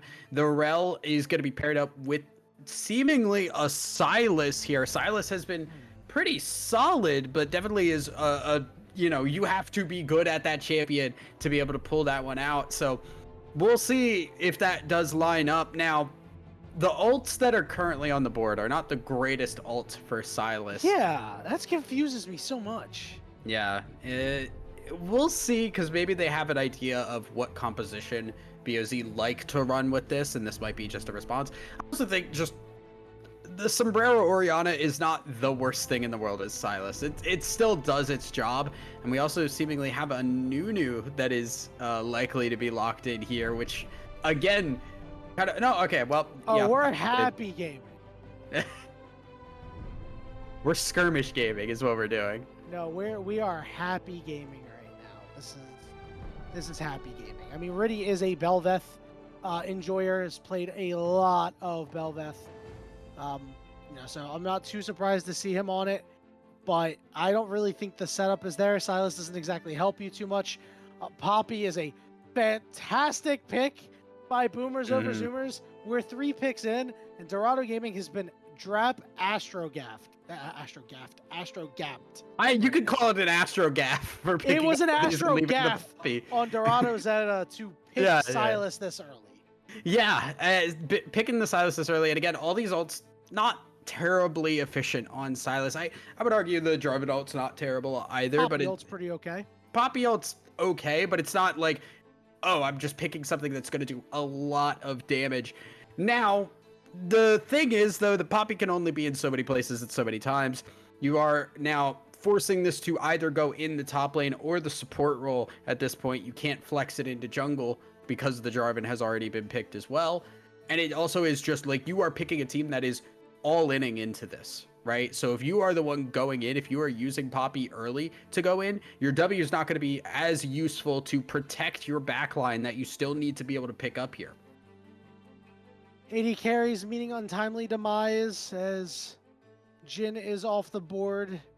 Kaisa off the board. It looks like they're thinking Jinx here to potentially go off the board. I mean, just take a look. There's not really a whole lot of champions left. You know, you're seeing all the bans. Varus isn't available. Ashe isn't available. Aphelios, Hui, you know, Corki. So we'll see what the move is going to be, if they're going to end up locking in what I think they'll lock in here. Yeah, we'll have to see here as bans continuing here. The Draven ban is interesting, because we are just kind of taking more 80 carries off the board as we've gone through so many in this. The Smolder Varus, the Corki, a lot of things have been taken out. The Vigar is also interesting too, because again, this is taking the mobility away from these characters, right? Like Poppy does that already with the W. Now you've got the Vigar to just, cool, we put Poppy W up, now the Poppy W is over, you've got Vigar cage you can't get out of. Yeah, you know what I think goes really crazy here, even though it's like not a great pick against magic damage dealing champions, I like a Malphite here because it can't be blocked by Poppy, and Orianna Veigar are not known for being mobile. It doesn't have to be exactly a Malphite, but any champion that can't be stopped by Poppy that gets on these squishies. Yeah, it's also worth mentioning too that Vigar ult has a crazy AP ratio. Yep. So that is another ult that Sylas is very capable of stealing and doing some work with. Xayah gonna be the lock-in for the 80 carry just for that protection. I like this Xayah pickup because it is, yeah, Poppy could go in. Cool. We ult Jarvan goes in. I ult Vigar cage. Ult. Like there's so many uses for this ult in this composition for Dorado. The Aatrox just as that blind top laner because you don't know where the Poppy's going yet. Still you know, could go anywhere at this point. We still haven't locked in a top laner. Hey, listen, Or support support. Jarvan goes pretty hard. I will not agree with you on that one. The Renekton gonna get picked up for the top side here as the support response. Jarvan goes so hard. I hate it, man. Like, look, I want to play my funny little Lulu, my Nami, my Melio. I'm not here to play. You're such an e-girl. Renekton gonna be the last pick here for the side of Boomers over Zoomers. I have to say, Thousand Eyes, I love the Boomers over Zoomers draft, and Yeah. I still think this is a draft Astro gap. Sure, Silas has, I think, a couple of they're not terrible ultimates, right? Like Veigar ultimate served one Yeah. purpose. Orial ultimate serves a different purpose. It's like I'm gonna get in the middle, I'm gonna flash in and ult myself and get 3 people. The Poppy ultimate, that's gonna be the one that I want to see with the best use here. Who uses the hammer better? Yeah, it's kind of a big one because, we've basically confirmed it's support Poppy with the Veigar in the bot lane. Important to note here, too, BOZ do not have consistent damage in this composition. Nope. It is heavy burst. It is very cooldown oriented. And when you're using cooldown oriented characters against a champion like Zaya, who has the ultimate to dodge a lot of things, like the Aatrox, who can heal up after those cooldowns have gone down, like the Rel that has the shield to tank a lot of those cooldowns, you are now possibly, I don't want to say wasting these cooldowns, but not using them in a way that's actually going to get you kills. Yeah, it could be something to watch out for sure. One interesting note is that this top lane is probably the most volatile lane out of all of them, because I don't expect Veigar Poppy to do anything crazy. I don't expect Silas Orianna to do that many crazy things. I do think there are opportunities that Silas has to be able to get solo kills, but if the ball movement is there for Nux, then shouldn't be a problem at all. But it's this top lane between Kazi and Noah that is going to be what could really swing the game, because I don't have any faith in Dorado Gaming's draft, honestly. But if Noah gets ahead, all bets are off. I still have a little bit of faith just from the standpoint of okay, you got a lot of people with survivability. Everybody on this team has some way of, I don't want to say negating cooldowns, but handling cooldown based damage. We said okay, we said all the 3 before, but Belvethi, Silas W to heal you up. There's a lot of things here that can give you extra survivability. It really does come down to, are the cooldowns hitting? There's 4 melees on the team for Dorado. Are they walking into Shockwave and getting hit by that? Are they getting into Veigar Cage and they're able to put down damage like that? That is kind of the big question. If the cooldowns are not hitting in meaningful ways from BOZ, Dorado Gaming have the tools to just shrug that off and continue fighting. Yeah, the bad news for Dorado is that Veigar Cage goes down, you're either getting stunned or you're getting shockwaved. And sometimes you might be getting both depending on where the ball is. And neither of those options are very appealing. Yep. The good news does mean that magic resistance will be very good here. If you are Dorado Gaming, there is plenty of physical damage that Boomers over Zoomers can put out. So that is a little worrisome, especially in the early game. The Jarvan's going to deal a ton of damage. But you really have to worry about this Orianna and this Veigar, right? And those are going to be the 2 champions that you want to really avoid. And these are champions that can get caught in transition a lot. They, on their own, are very frail, easy to catch out. So that is something to keep in mind as we head into the spectator delay, Thousand Eyes. And for everybody watching at home, that means we're going to take a short break. And when we return, it could be the final game on Summoner's Rift this evening. Dorado Gaming looking to make it a clean sweep, and Boomers over Zoomers fighting for their lives. We'll see you soon.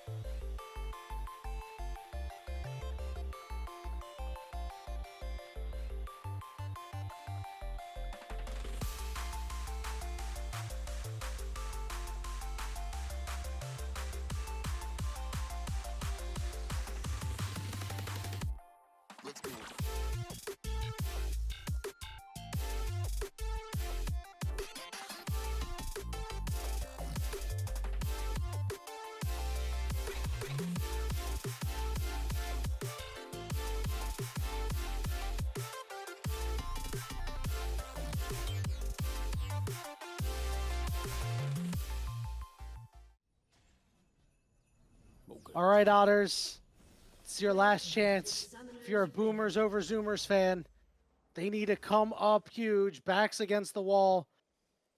You know, you have nothing to lose, really.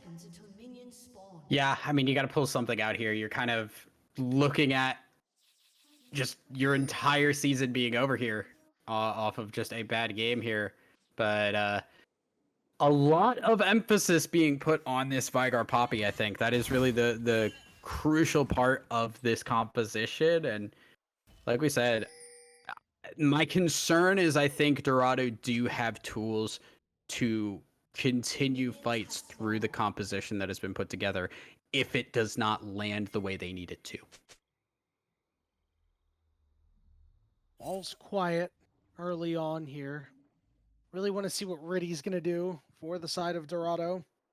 As we mentioned, it's a champion that he really enjoys playing. He's seen a lot of success on over the years in solo queue and in competitive play.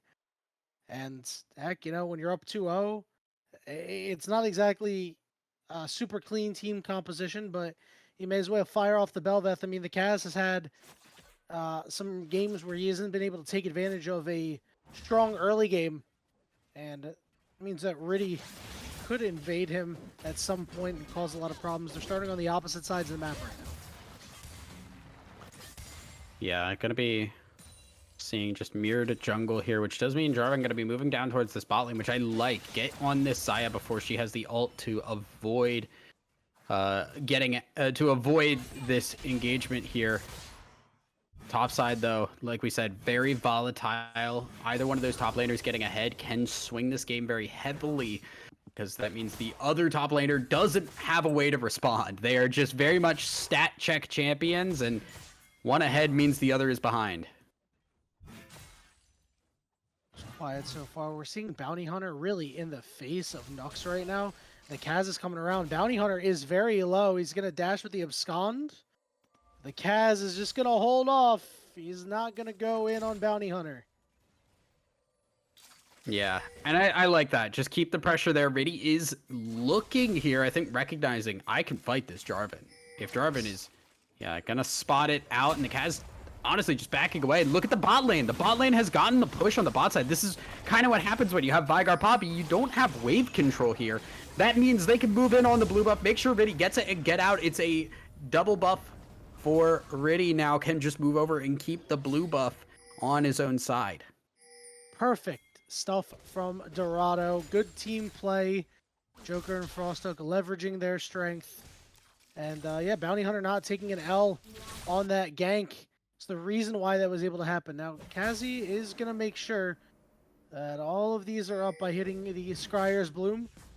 But Riddy is on his way there, and I really don't see that changing anytime soon, Thousand Eyes. So the Kaz has to do something here. You are level 3. Your first gank is Jarvan failed. It didn't burn any summoners.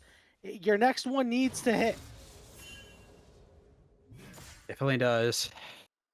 Now, Kaz moving around here, really looking for this mid lane, and I don't know if the mid lane is the one you want to be trying to aim for. I would love to see the spot lane. We said about how much little wave control Gritty has on this. The Vigar is just so weak in the early game. I think an early gank there to keep that bot lane honest, but also there is genuine kill threat with the amount of crowd control that they have on that bot side. Top, though. Yo. Flash burnt by Noah. Kazi's not going to chase it. He's going to have to flash away. Smart move there by Kazi, because he would have been very dead. He would have ran right into Riddy. As Bounty Hunter is now finding himself in a 3v1. Kaz is here. Somebody please clean that up. It will be Kaz for first blood. Burnt the flash out of Bounty Hunter.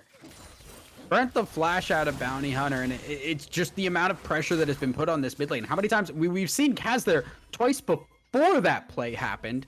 Then Jean Marquez comes up there and adds to that pressure. Again, making sure Silas can't do anything. They also saw that the Belveth was topside. Kaz, though, maybe needs to get the EQ out of here. He's been ignited. He will flash over the wall to escape. Now Jamarcus is going to be the target. The Abscond, where's the Abduct? It doesn't quite land. Big Arcade is not really going to do a whole lot to help out this Poppy. The question is, who's going to get credit for the kill? It'll be Bounty Hunter with his first.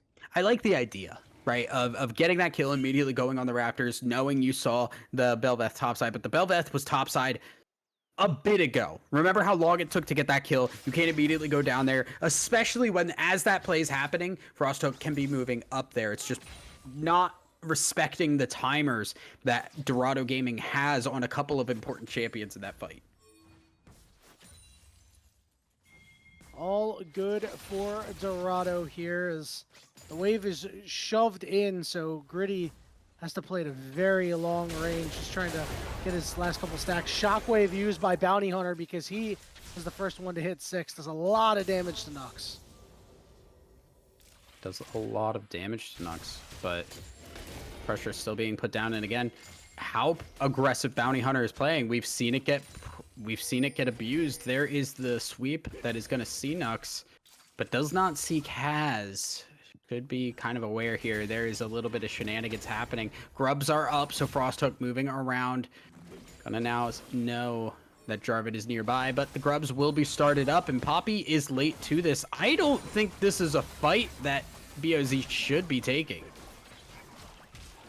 Yeah, Noah got a big shove in. Yeah, no, so they can't. He had the option to move down, but now he has no option to move down. Kaz and Nux in the area. Got to be aware of that Orianna Shockwave. Bounty Hunter over on the side. Let's see if he wants to engage on anybody. Now Kazi is the one with the inside track, and that means the Grubs will go over to BOZ. They managed to snag 2 of them. Good interruption there by Riddy to make sure that they couldn't secure all 3.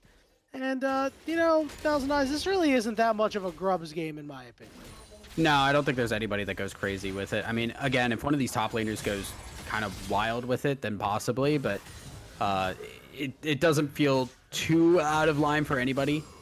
Now, I do want to kind of point out the reason BOZ able to get that get those 2 Grubs is because of the fact Kazi had wave control there, shoved it in, and started moving down. Noah was not in a position to be able to fight that, so the numbers advantage was going to work out in BOZ's favor. Dorado correctly identifying that and saying, we got our 1 Grub, let's not push our luck, especially when we know they have the Jarvan Orianna at level 6. So far, things going well on BOZ's side as well. Gritty is 0-0-0, stacking up his tier, having a good time. The real interesting part is I don't see him building toward a Rod of Ages quite yet. I mean, the Blasting Wand obviously a part of that, but you know, I would have expected it to maybe go into the Catalyst item first, right? Get that extra health and mana, get the restore every time you cast. It's pretty nice. You don't really need the damage right now. Yeah. I mean, at the same time, I think with how active these games can be, like we've saw people moving up for the Grubs. We've seen that the Dragon is starting to become a little bit relevant here, although now maybe in trouble. Gritty got tagged. Here comes the Jarvan onto all 3 of them. But Bounty Hunter goes in and he does not come out, and the rest of the squad can't capitalize. Now Kaz is on the attack. He's going to go after Joker. Joker's going to use his ultimate. Does he have the feathers to pull back? Not quite yet. Gritty getting knocked up. Big shockwave coming down as they're falling like dominoes. Joker goes in a little too close, just trying to get something back, but there's nothing he can do. It's a double kill for Gritty, and BOZ take the Dragon.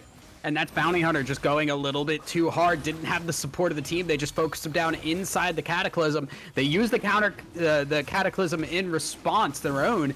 Forces the Xayah ult, didn't have the feathers to pull back immediately, and the Shockwave was really the dagger that did them in there. It just did enough damage, enough crowd control to allow the cooldowns to come back up for this Vigar and make that fight a clean sweep pretty much for BOZ. Not only do they get that win, they get the Dragon as well, and they are feeling really strong now. 3 kills on this Vigar early snowballs him to a very high point. Exactly what you need, exactly what you want, but he finds himself in a little bit of trouble here. As long as Frosthook can land the stun, they're in good shape to take him out and claim the bounty. That's exactly what they do. Riddy gets that kill. Yeah, it's not exactly what you want to see from the Vigar that gets a lead like that, just to be a little bit too far forward, but it is Vigar in a long lane. That kind of... I almost expect that to happen at least once in a game, right? Hopefully that is the only one, but it happening that early does raise the concern of, okay, where does this go from here? We do see the Rod of Ages completed, and that is completed at 10 minutes, a very a fairly early Rod of Ages, which, as we know, stacks. Getting going early is a big deal for him. Yeah, this is the perfect Vagar game. This is exactly where you want to be. As Bounty Hunter is chased off, having a hard time in this mid lane. I think Nux has done a great job along with the Kaz. Their combos have been strong. Even Jamarcus has done really well. Then we look back to this top lane and, you know, nobody really has a discernible advantage, right? It's a 4 CS difference. This is totally fine for Boomers over Zoomers. And if there is a game for them to come back in this set, it is this one. Teleport coming in. As Noah is here, they want to make sure that these grubs go the way of Dorado. Vagar teleport coming through as well. Joker is going to be on the bottom lane all alone. Noah's going to be the first one targeted on an engage. Kazi trying to get in.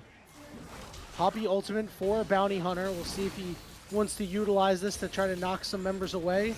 Jamarcus off to the side right now. Poppy all getting channeled. It's going to be able to knock away the Orianna. Jamarcus in the middle of 3, but he knocks away 2. And that means it's a fight that Dorado can't take. 3 more grubs for Boomers over Zoomers. Puts them at 5. I like that the theme of these fights with the Poppy ult being stolen seems to be how many people don't get to play the game. Yes. It's really just like, okay, you Poppy ulted one of our members out. I'm gonna Poppy ult 2 members out, and now they don't get to fight either. It's very like, well, I don't get to play, so you don't either. The numbers don't lie, Thousand Eyes. It spells disaster for Dorado at those grubs. Nux used his teleport in, I guess, I don't want to say in that fight, but he used his teleport to go catch the bottom wave, so Joker really couldn't do anything. They only got 1 plate on that bottom side. They've got no plates on the top side, no plates in the mid lane. And it's just been 1 plate apiece for both of these squads. But listen, Boomers over Zoomers could not be happier. Yeah. Boomers over Zoomers are in a very good spot here, especially, you know, again, with that Vagar continuing to just be really strong. Kaz trading out here, just kind of being annoying. One thing I do kind of want to point out here, too, is yes, the actual grub tower damage doesn't feel like that impactful. I think with them not having an actual like 80 carry or anybody that's like tower damage specific, the extra burn damage does help them out a little bit in their tower taking potential. On top of the fact that you're getting the little grubbies as well, which does allow you for some tower trading aggro shenanigans that can come with that. So just the thing to keep an eye on. While it's not game changing, it has the opportunity to make a difference. Yeah, it'll certainly be something that we'll point at some point when they're sieging and be like, yep, this is putting in so much work for them. Frosthook and Riddy were able to get in. Marcus is going to stop Frosthook, but the Kaz is here. Turn this around, and now Frosthook is caught in the cage, and he's not doing just fine as he gets blown up by the Vagar. And Riddy looking for something, targeting the Kaz. He gets the kill, but he gets the transformation and immediately dies. Joker now in the 2v1. Riddy does so much damage, slammed up on the wall, the ultimate, pulls it in just to hit Jamarcus. And Joker will survive, but is unable to close out a kill. That is such, again, a really good fight around this Vagar. They're really trying to get the kills on this Vagar, trying to make sure that they're keeping him down, but they're not keeping him out. They're just going in. Poppy W. Again, it has been so clutch this game, and it has allowed Vagar to stay alive, get over the Jarvan showing up. Vagar grabs the kill on the Rel, immediately gets to turn onto the Bel'Veth, who trades 1 for 1 there. That's totally okay. Poppy then flying in, forcing the ult out. The Flash almost getting the kill onto the Xayah, and now Kazi in a little bit of trouble himself right now. They need to get this kill here without giving anything up. Kazi unable to escape.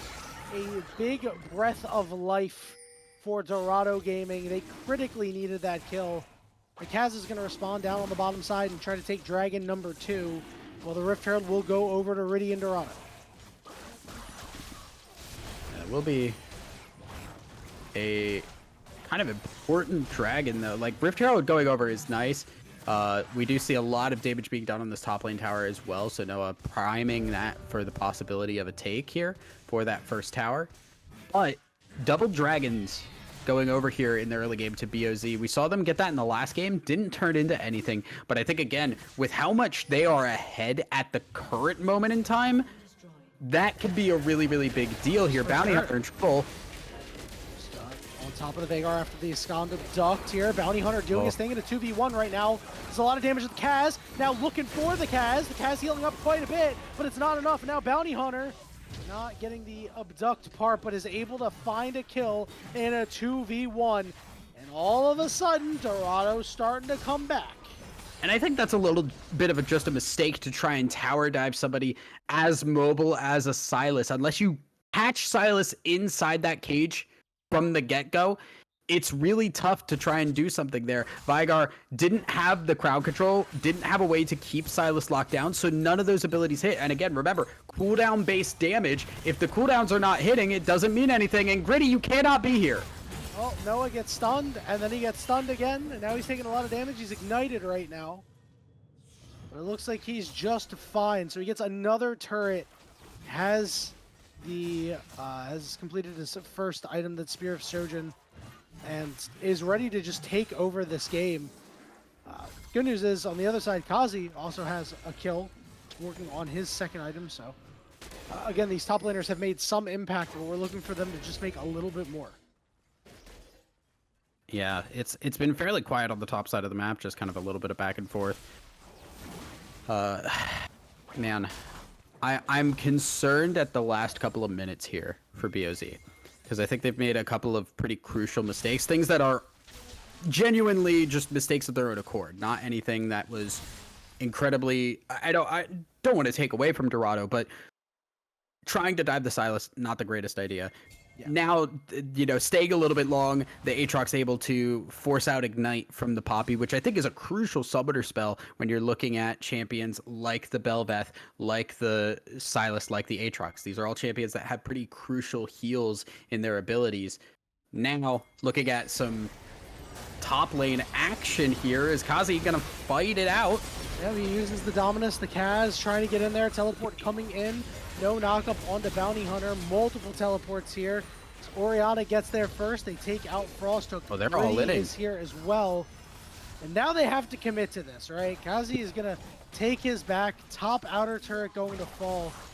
Joker linking up with Riddy, but not able to push that turret any further. I mean, if you trade this as 1-for-1 for turrets, this is totally fine. Noah is going to start to do his business on that bottom inner turret. Rift Herald getting dropped down. And that will go over to look at the tempo Dorado. of that. Yeah, and they are crashing it into that inner turret. This mid inner turret's going to go down 2. They get 2 turrets for 1. Now, they do give up 2 kills for it. Yeah, so I still think that's a win for Dorado. You really kind of over-engaged on that top side. Yeah, Kazi needed the help, but I don't think the double teleport was necessary. When you invest that double teleport, all of a sudden, the rest of your lanes are left open, and that's a major mistake. Again, it is BOZ just kind of in the heat of the moment, making a rough call. 1 or 2 slip-ups on the calls are costing them a lot. They get the kills, but they lose 2 tier 2s, and I want to remind people just how much gold those tier 2s give. It is a solid chunk of gold that's going over there, and you can see it now in the gold graph. Despite the fact that they're down a couple of kills, they're up in gold right now. Yeah, I mean, the best way to see it is take a look at Joker and Gritty. There's an 800 gold difference. There is a 6 kill difference. That is typically 1,800 gold, Thousand Eyes. Yes. That gap is very tiny. And that does mean that overall, Dorado is stronger. Now, this turret will fall. Kazi in a little bit of trouble, but Jamarcus coming through to help out. They take out the Bel'Veth, and now Bounty Hunter is trapped and will fall. It's 2 more kills for Boomers over Zoomers. Despite the map play of Dorado, they are still making mistakes, and BOZ are punishing. Yeah, and I mean, that's exactly when you can go for those kind of dives. We saw them try to dive the Sylas earlier. Didn't really work out. Now, topside is again getting traded. This is another tier 2 that is going to go down in favor of Dorado, and it's more gold funneled. TP coming down as well to make sure their own tier 2 stays alive. This is map pressure that is being utilized a little bit better here. Again, how many times have we said this series? It feels like BOZ make a call that works out for them, but Dorado are trading things better. They're getting a little bit more out of each trade, and that's continuing this trend even when they are behind a bit. And I like this desperation out of Dorado because they do not win the scaling against an infinitely scaling Veigar. It's not going to work.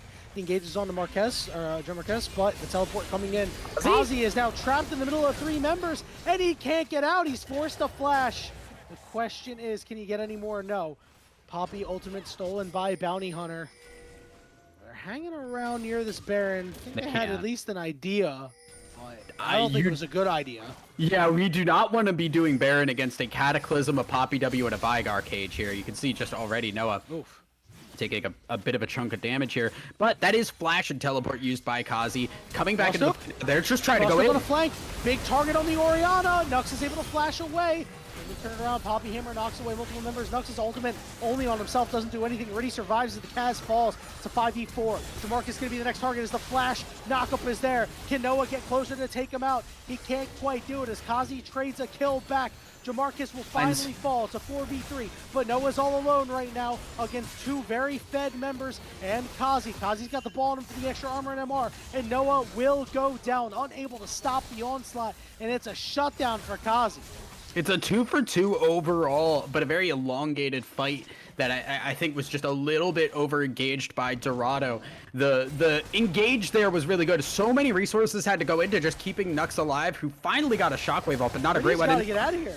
Riddy. Dice. He's in trouble. He is swibbly and swoobling around. He does have that parkour to get him in any direction that he wants. He will be able to walk away after Nux uses his teleport. Nux, I think using the teleport is actually really, really good here. It does give them control again, right? Tempo back in their favor. They push that bot lane in, which now has to be responded to. Now they get to move into the mid lane and try and get something out of that. I don't think they're going to get there in time, but it does stop that kind of back and forth that we were seeing of everybody just pushing into each other. Cage going down. Yeah, Frosthook is just going to take a lot of damage. There's not a whole lot you can do. Already below half HP. Gritty is starting to deal some serious damage. If we could get a stack check on this Veigar right now, I imagine he's got to be in the 200s somewhere. 221 right now. Has him at 459 AP with just 2 AP items. None of them being Rabadons. This is a worrying trend here for Dorado. They need to do something to this guy and fast. Yeah, Kaz going to use the ultimate. Flag and Drag's out. Joker is stuck. He's forced to use his ultimate as well. Pulls in the feathers, but doesn't get anybody. I think Joker using the ult there is actually worth the Cataclysm. Because I think getting this Xayah vulnerable is really huge when you look at all the other tools that are available here. You have the flanks from Kazi to be able to get maybe a stun down, but I think the bigger thing is just you have Shockwave, you have Veigar Cage. Those are 2 things that a Xayah without cleanse and without ult is very vulnerable to. It does mean that Dorado will have to play a little bit safer here for the time being. Now, again, this Veigar is starting to become a bit more of an issue here. And as we go on, I want to remind people, Veigar W cooldown goes down the more stacks you get. So the cooldown, based issues that I talked about become less and less of a problem, and Veigar becomes a little bit more consistent damage as time moves on. Yeah, that W is dropping down every 2 seconds or less, and it's just a nuke that you have to avoid. It's been nerfed quite a bit, but it still does tons of damage when you get later in the game. Don't worry, you won't feel the nerfs if you get hit by it later on. It's only at this stage of the game, really, that you're like, oh, well, thank God they nerfed it, or else I'd be dead 10 times over.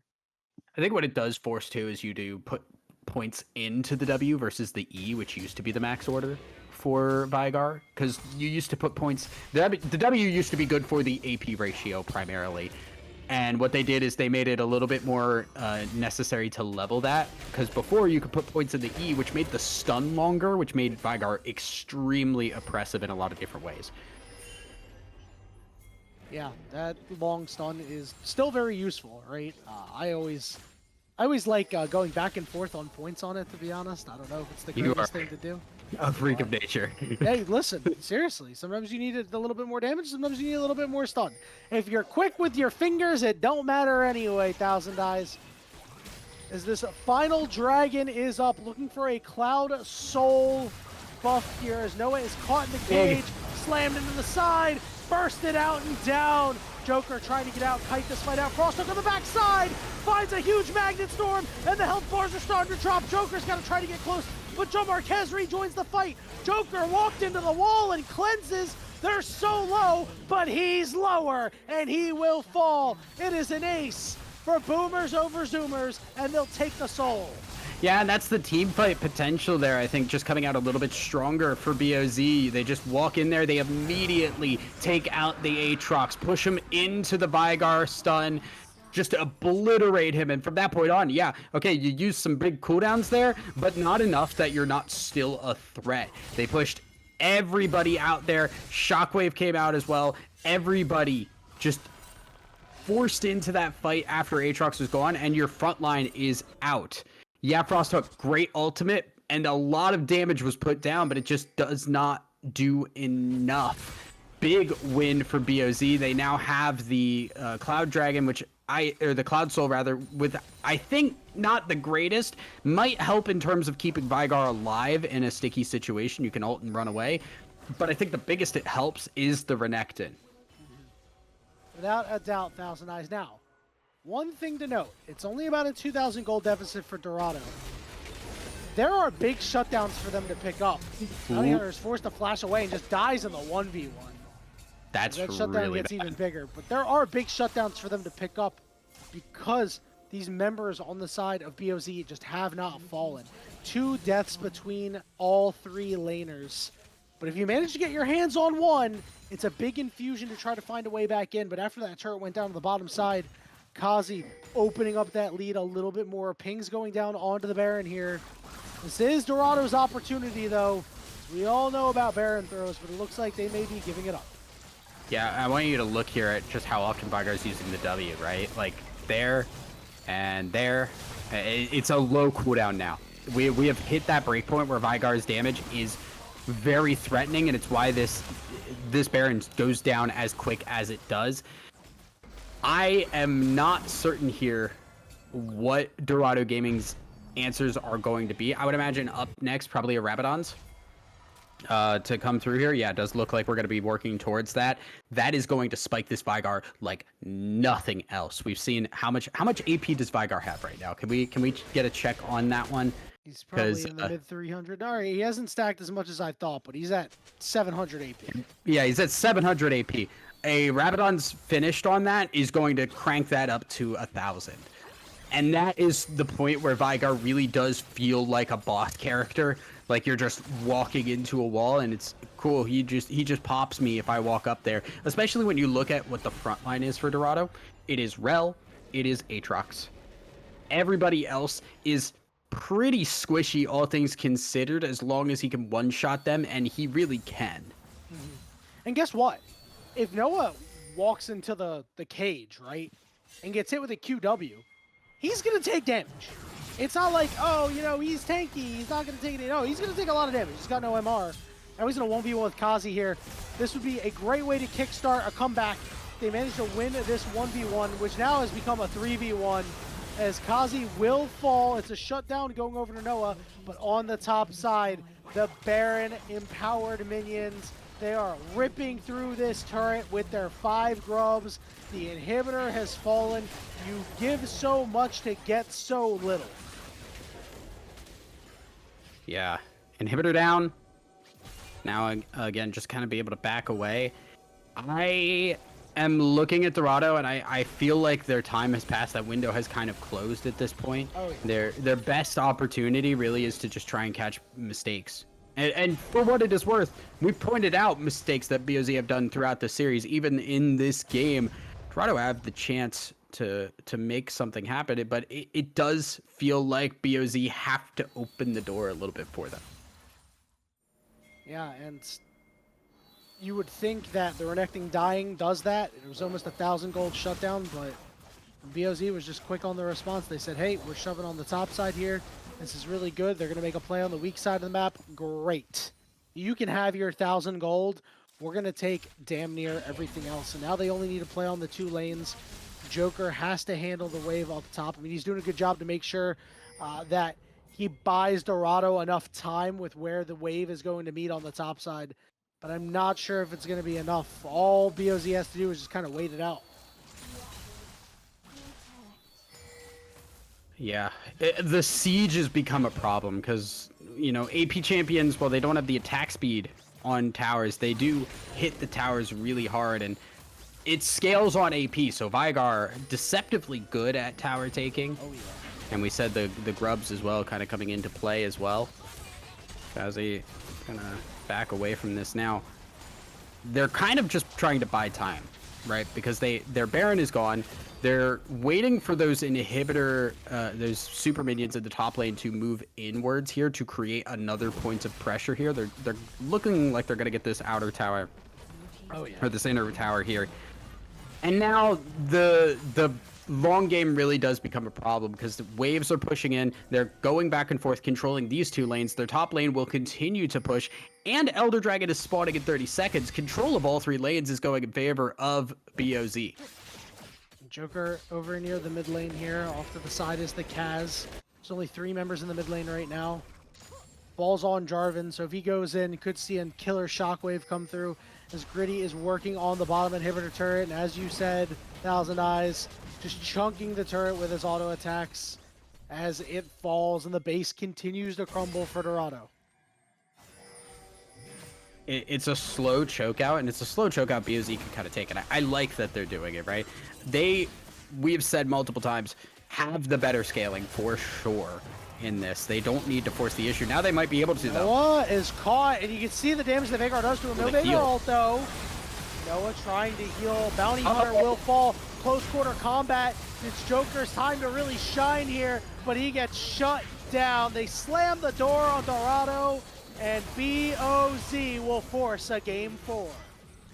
A very well done fight. Now, I want to call out, we almost saw the turnaround there. We saw the Aatrox survive. The Vigar ult went into Aatrox, and he didn't really take a lot of damage from that. A lot of cooldowns used. The problem is that the cooldowns came back up. Everybody was surviving the first rotation, and their mitigation was working out. Did not work out on the second rotation of those spells, and they just got wiped apart at the end of that. So a very well played game from BOZ, recognizing, hey, we caught the Aatrox, and how many times did we see Aatrox get caught out, right? Like, we saw solo deaths, we saw Aatrox getting caught by the Vigar stuns as well. It does feel like that was a bit of the pain point for them. Yeah, it was very tough, and we did talk about how this composition was difficult to play into, especially with the champions that Dorado had. Listen, this was their for fun game. They got the for fun out of their system, but you know, they did burn some quality champions in this game, right? Xayah, Rel, Sylas, Aatrox, like, these are quality champions, yes, but the Sylas pick was just so early, and just the rest of the champions they picked were really good into the Sylas, and also not giving away too much. And I think that was the real turning point, because a Bounty Hunter was very invisible this game. Bounty Hunter didn't do a whole lot. I was kind of surprised to see the Sylas, because to be honest, Bounty Hunter has not gone crazy on it. And Sylas is a champion that I think you put on your playmaker. You put on somebody who you think can take over a game. Did not seem to be able to do that this series. That maybe the Sylas was the chance to try and do that. But when you look at the ults that were available, none of them look really appetizing outside Vigar ult. And Vigar ult is not really even the greatest for you. You would love to be able to get something a little bit better. So it does mean that, yeah, you just kind of don't get to do a whole lot. Xayah, I think, was playing pretty well, but everything else around Xayah was falling apart. So what do? You just kind of have to watch things fall apart as the Vigar gets a bunch of early kills, gets an early Roa, snowballs out of control, and it never stops snowballing because Vigar does not have a peak. It never ends, Thousand Eyes. BOZ with an injection of life back in this series. Although they trail 2-1 and they are still facing elimination with every game, they live to fight for game 4. We're going to take a short break, and when we return, we'll hit you with the game 4 draft between these two squads here in Blue Otter Masters. We'll see you soon.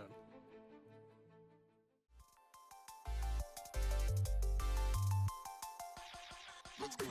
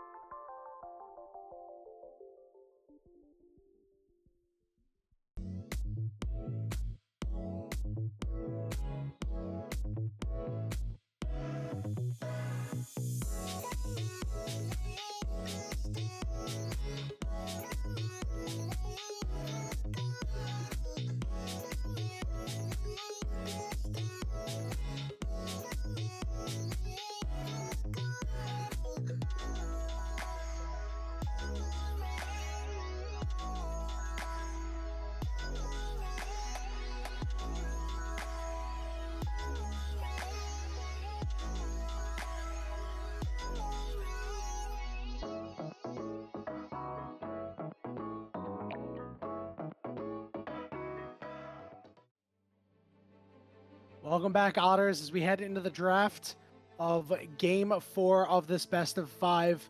Remember, it is Fearless, so the rules are a little bit different. In Game 4, each team only gets 3 bans. So you're really down to the champions that you do not want to interact with, and Dorado Gaming clearly has a type. Yeah, and I think the scary thing is if this does not work for Dorado Gaming, those champions become available. Right, we get to our final game where there's no bans. Well, I'm not gonna lie. If I see a Mumu, Sejuani, and Skarner all on the other side, I'm probably okay with that. It could be worse. It could be a Mumu jungle, AP Sejuani mid, Skarner top Sejuani lane. top. Skarner support. Skarner, that's all. It could be a Mumu support Skarner jungle. It's the flexibility of these first 3 champs in a rotation would be insane. They're flexing.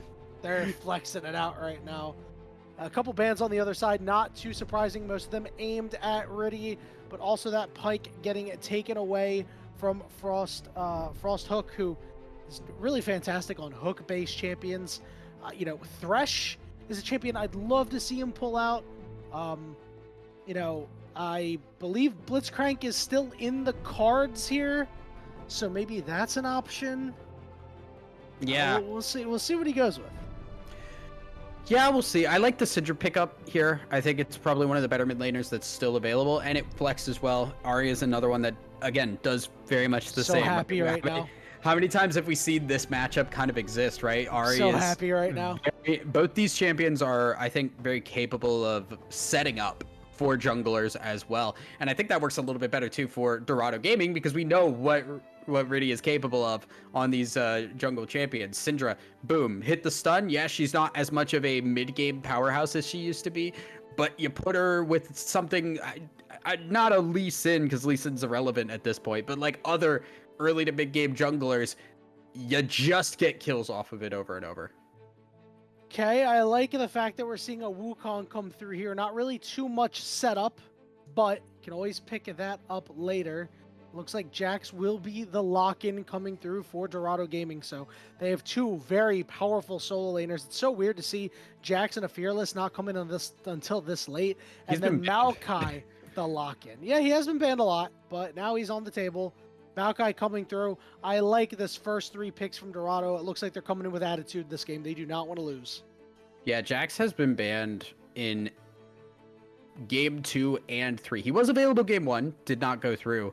So now I'm going to get through this time around. The Maokai pickup, I think now we're starting to see a little bit of the pools getting deep into here. Like we're reaching a little bit deeper into the pocket. The Maokai has not been like super prevalent. Still obviously really good since he has been like from the beginning of the year when he was just, okay, walk up, hit W, and get kills. He's still able to do that. Usually more played in the jungle at the moment. But his gank presence and his teamfight presence is still really good. Malphite, I think, is just really solid with the amount of champions that have been taken off the board, right? Oh, yeah, that is a good pick. Yeah, I think it works really well against Jax, right? You just kind of poke with Q and you don't engage with him. You could even go for the W max if you want to and try to just farm grass procs off of him. But you just don't have to engage with Jax. And by the time team fights happen, boom, you now have Wukong Malphite that can really open up opportunities for the rest of your team. And you can actually beat up on Jax a little bit in the laning phase, so that's something to watch out for. I'm interested to see. Okay, so you can't ban none in draft law. So they just have to wait for the timers to time out. Take these off, guys. Yeah, I don't think they were thinking about it. I think that they were just like, wait a minute. We only get 3 bans each. Whoops. Yeah, but this is our problem now. Now I got a vamp. Now I got to talk about nothing. Yeah. I understand that, but we'll see what the other options are. AD carry pool is starting to get mighty thin. I think there's a world where maybe we start to see some more AP-oriented options head into the bot lane, especially with a Malphite on the other side. There's still some champions that you could take down there. I just don't know which ones you would do is the problem, right? Yeah. There's always a world where, Kog'Maw is just... he's immobile, so I don't know if you want that. Ziggs is also immobile, but he fits the bill of Yeah. what you want to do.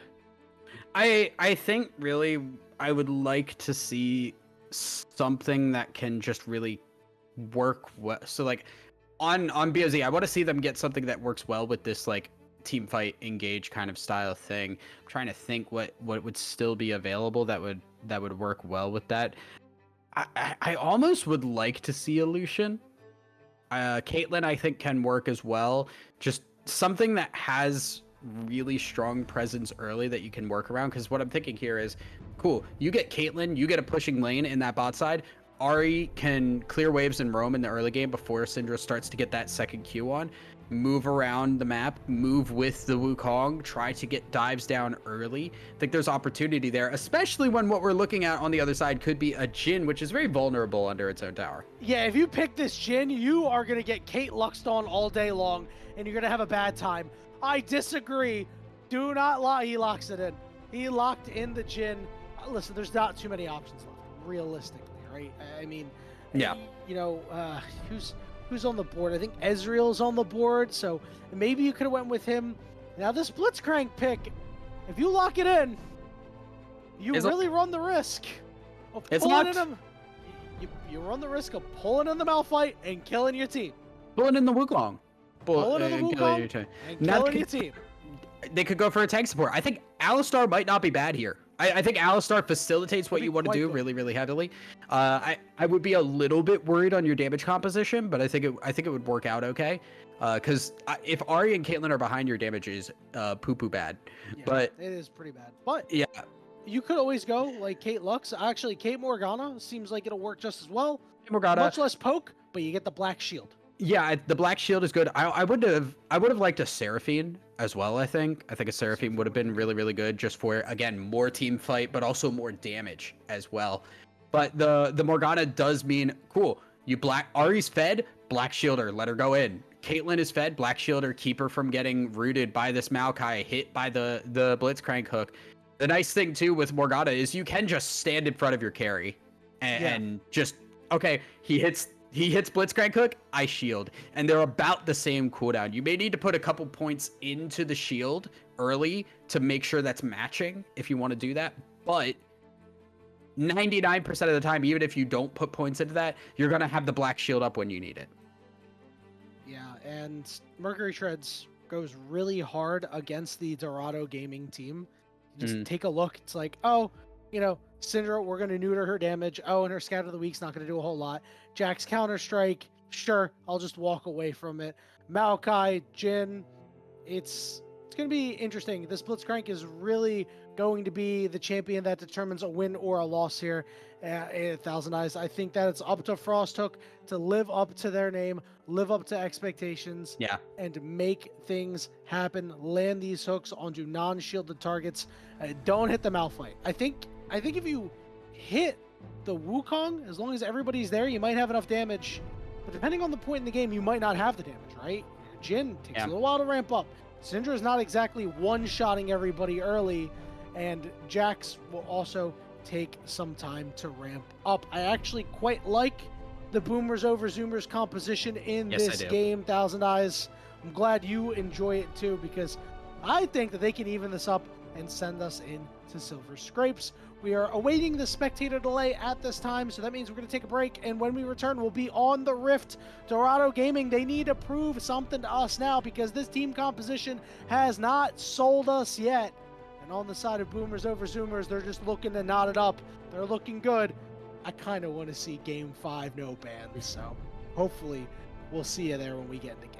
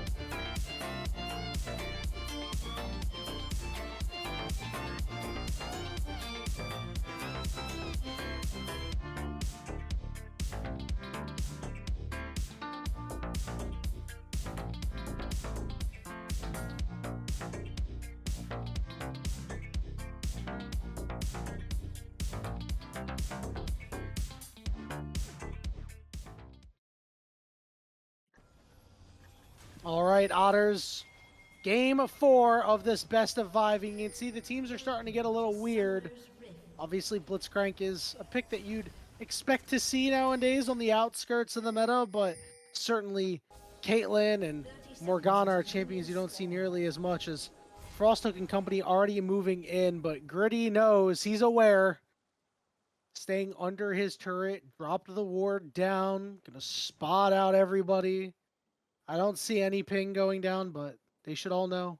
If they don't know by now, there's a big problem.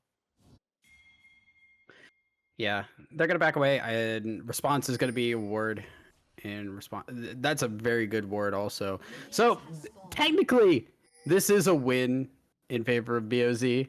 I say win, quote unquote, right? A little bit of information in favor of BOZ, but realistically, that probably not gonna turn into anything major.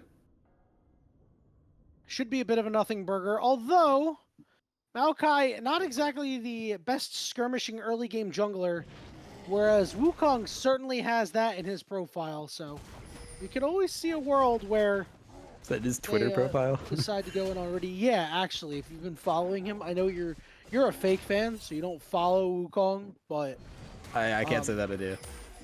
yeah, honestly, that's really messed up of you. You gotta support on Twitter, follow people on Twitter. Look, follow Thousand Eyes on Twitter. Follow me. Look, Twitter's in the bottom left there. Yeah, We'd love to get honestly. followers. Thousand Eyes is a great follow. Yeah, wonderful. On the looking around here, though, I did want to point out Kazi going for the Comet on the Malphite, going to be trying to just not engage. That's the whole thing. There is just do not fight. Poke with the Q. Get the mana flow band up. What you should be doing on Malphite with Comet is max Q. You use Q every time your mana flow band and Comet are up. What skin is that? Sorry. That is the Shanghai Scrolls, I want to say. Oh, that looks so weird. I don't expect my rock to be flowy. I apologize. It was just a little, to go on a small tangent, this is what they talk about when there's so much visual noise in League of Legends. Yeah. Like, I'm gonna be real. I think most of the time Riot hits it out of the park with skins. I don't think they did not eat with this one. They left a lot of crumbs. Yeah. You know what? Malphite, probably happy with the crumbs. He's going to pick them up. Yeah, look at him. Oh, you missed the cannon. Our prod knew that he was going to miss cannon and zoomed in on him. That's so mean. It's prod curse right there. Honestly, no, our prod knew. And that's that's actually willed him with their brain to just completely whiff that. We're seeing Wukong and Maokai near the bottom side of the map right now. Wukong's going to be the first one here. Joker's going to walk up, and he's going to find a Wukong real quick. Flash, binding, lands, Joker cleanses, but he goes down first. Blood to the Kaz, pulled under the turret. Black Shield is on. It's a little late, but it's there. The Ignite burning away. Flash auto. Frosthook getting it done in a 3v1. Beautifully played by Frosthook there, but I think, honestly, really beautiful play by BOZ. Joker walking up there is a problem. And we said about how scary it is to play Jhin into this kind of a comp. And that's exactly why. Walks up, has to flash away from the Wukong, but is stuck up against the wall, which means the flash Q from Jamarcus means easy route. So, does mean Joker goes down. Frosthook with a good trade back, but I will take a kill on the Wukong over a kill on the Blitzcrank. Yeah, pretty big stuff for the Kaz. He gets his Sheen power spike. Wukong with a Sheen is nuts. Yeah. So that is, his gang power is just going to be incredibly ridiculous. Frosthook moving up here, trying to make a play onto Nux. I like that, especially since Nux is still level 5. Ready's here. Oh, good call from Jamarcus. Spawned the hook, but yep, there it is. A lot of damage getting traded onto Frosthook as well. And that Morgana binding is going to give Frosthook fits all game long. I mean, not just the binding, but beautiful call there from Jamarcus to move up and respond to Frosthook. Knew was not bot lane. Heads up play to be mid for that black shield, because it's what kept Jamarcus alive, or sorry, Nux alive. Gritty saying, I don't need the black shield. I was close though. I was a little scary. I don't need the black shield this time. Yeah, this time, yeah. Because I've seen many times Caitlyn go like, oh, all 90 caliber net, and you just got picked up by the hook anyway. You get a 90 caliber bullet to the head. Yeah, that's what you're gonna want to do after that one. Yeah. The mid laners getting their backs, teleport's getting burnt as well. I'm sure Nux is gonna respond via teleport, and After that early kerfluffle in the bottom lane, things have been mostly quiet since then. The Kaz working his way toward level 6, Riddy as well, and we know that Maokai is going to spike big in terms of his usefulness once he hits level 6. I've never understood the word kerfluffle, right? Like it just sounds it sounds cute and soft, but the word meaning itself does not lend to that. You're right. I didn't really think about that. I think it's actually kerfuffle, and I said fluffle by mistake. I believe it is kerfuffle, but Yeah. My point still kind of stands on that one. Yeah, the act of kerfuffing. Yeah, that definitely sounds like it goes hard to me. Charm lands onto Bounty Hunter. Kaz is here as well. Does a lot of damage there, but Bounty Hunter manages to survive. However, with no teleport, he's going to either have to take it back or put himself in a really risky spot. Riddy has responded by taking the Chemtech Dragon. That'll be the first dragon of the game. And everybody will conga line their way up to the grubs on the top side. I wonder how much of that was Jamarcus wanting to go mid to help with the gank versus Jamarcus seeing again the Blitzcrank not there. Oh, Noah in trouble.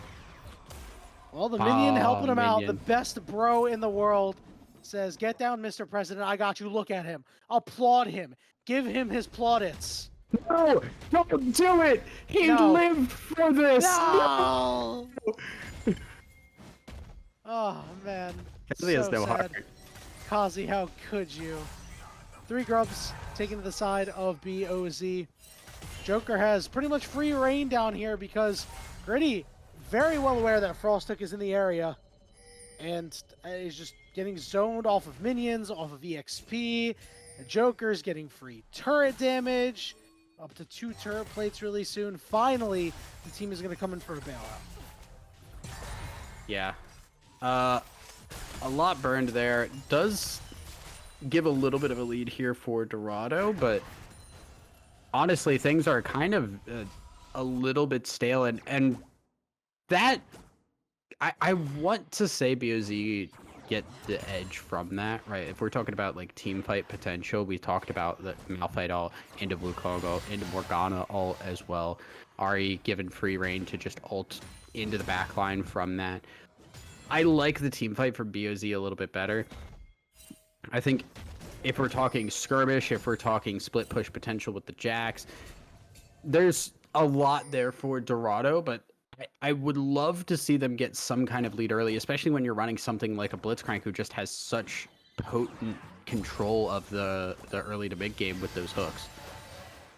Yeah, outside of the bottom lane fight, we haven't seen too much. Obviously, Jamarcus did a really good job of being in the right place at the right time, but I want to see Frosthook, try to do something else to mid or to the Kaz. The only problem is, Nux is now level 8, so you've got the Spirit Rush that you have to contend with. Obviously, if you burn Blitzcrank Hook for the Spirit Rush, it's a win, but you're not actually getting anything more.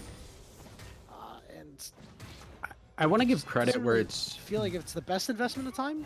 Yeah. I want to give credit where it's due. Gritty being left alone as much as he has been with Jamarcus roaming around the map has not really given up a whole lot. And look, here comes Malphite. Yeah, Noah is losing this fight, and Unstoppable Force is still available. The knockup is there. The Kaz will pick this Beautiful. one up. A nice little pass over to him. Beautiful. Just that's a lack of processing just what Malphite can do. Full tank Malphite does damage, guys. I'm tired of people saying he doesn't. He does a lot of work in that top lane if you just let him continue to poke at you with that Q. It's why the Comet build exists. You just continue to poke, easy money, and then eventually you ult in, get them low. If your jungler's there to pick it up, great. You could get a solo kill pretty easily too if they're just not respecting the damage you put out. A wise man once said, "He doesn't do anything." That was the unwise man in that scenario. I'm not sure if that one came across to you. Wukong's cocky, he bought Sheen. Anyway, it's an old meme, but it checks out. As Jamarcus and Gritty able to get a wave in, but really just ping-ponging waves. It's nothing too great. They have 1 plate. When you're a Caitlyn that's got 1 plate, and you're down 2 plates to 1. It's really not where you want to be. Take a look at the gold difference here. 500 gold in the bottom lane. Mid lane is standing pat, and top lane the same, but it is really the jungle that is the reason why this is so even right now. He's got a 900 gold. Yeah, it is looking pretty good here for this Wukong, and oh, this is actually an interesting setup here. Jax was walking down, does not actually commit to the rotate down. We have Maokai on the southern side of this as well, which is why Bounty Hunter is holding down towards that south side. With the wave control that exists here, Dragon is a potential opportunity. Yeah, the grubs are up for BOZ. Looks like Wukong will head over to them, try to get those knocked out, give his team 6 grubs, and especially with a Caitlyn as Kazi gets the solo kill onto Noah. Who would have thought that this top lane had more action than the last one? Listen, I'm tired of people saying that Malphite doesn't do anything. Hold on, Soul Shackles on the Frostalk. He's forced to flash away. Ace in the hole coming down, but it's a big block by Riddy. As he had to come down just to make sure that nothing bad happened. They haven't even started up on this dragon, so the Kaz will be able to claim the grubs. They want to fight it? Yeah, I'm thinking that they might want to fight it, and why Frostalk's not? low. Yeah, Frostalk is low. Joker's got no mana. Nux is going to shove out this mid wave here. This dragon down less than 2,000 health. Will go down, get smited away. Jamarcus lands a binding here. We could see something, but a good scout of the week means that no fight will occur. I'm a little surprised that Gritty and Jamarcus didn't want to push up a little bit more on that. Obviously, like, Frosthook hitting a hook would be a bit of a problem, but I feel like he's low enough. You could, if the hook goes down, you can kind of move up there. Just a little bit slow on the rotate because of the grubs to get over there, and it does mean Dragon gets picked up. Second Dragon going over to Dorado this time. Now they're the ones who have the timer on dragons. Yeah, about a 1,500 gold lead for the side of Boomers over Zoomers. Trinity Force completed for the Kaz. We have Malignance on Nux. It's a big one to watch out for. Meanwhile, Riddy has completed the Locket. Down in the bottom lane, Joker has the Collector. They are powerful items. And, you know, they are able to turn it to potentially win a fight. Very interesting to note is that Jamarcus does have the Seeker's Arm Guard. So this next ultimate that they use, this next Soul Shackles, is going to be so impactful. Yeah. The team fight potential is kind of crazy here as we're going to see bot lane come back They should down double TP here. on this bot lane. They could. There's one. There we go. We'll see if they go with the other one, but it looks like they won't. Nux coming in. Charm goes down onto Frostalk. Frostalk trying to get away. Ace in the hole, going to land flush, but not do enough to kill him. The knockup is there. No root to be had, and Frostalk will fall. Nux gets that one. Oh, top lane though.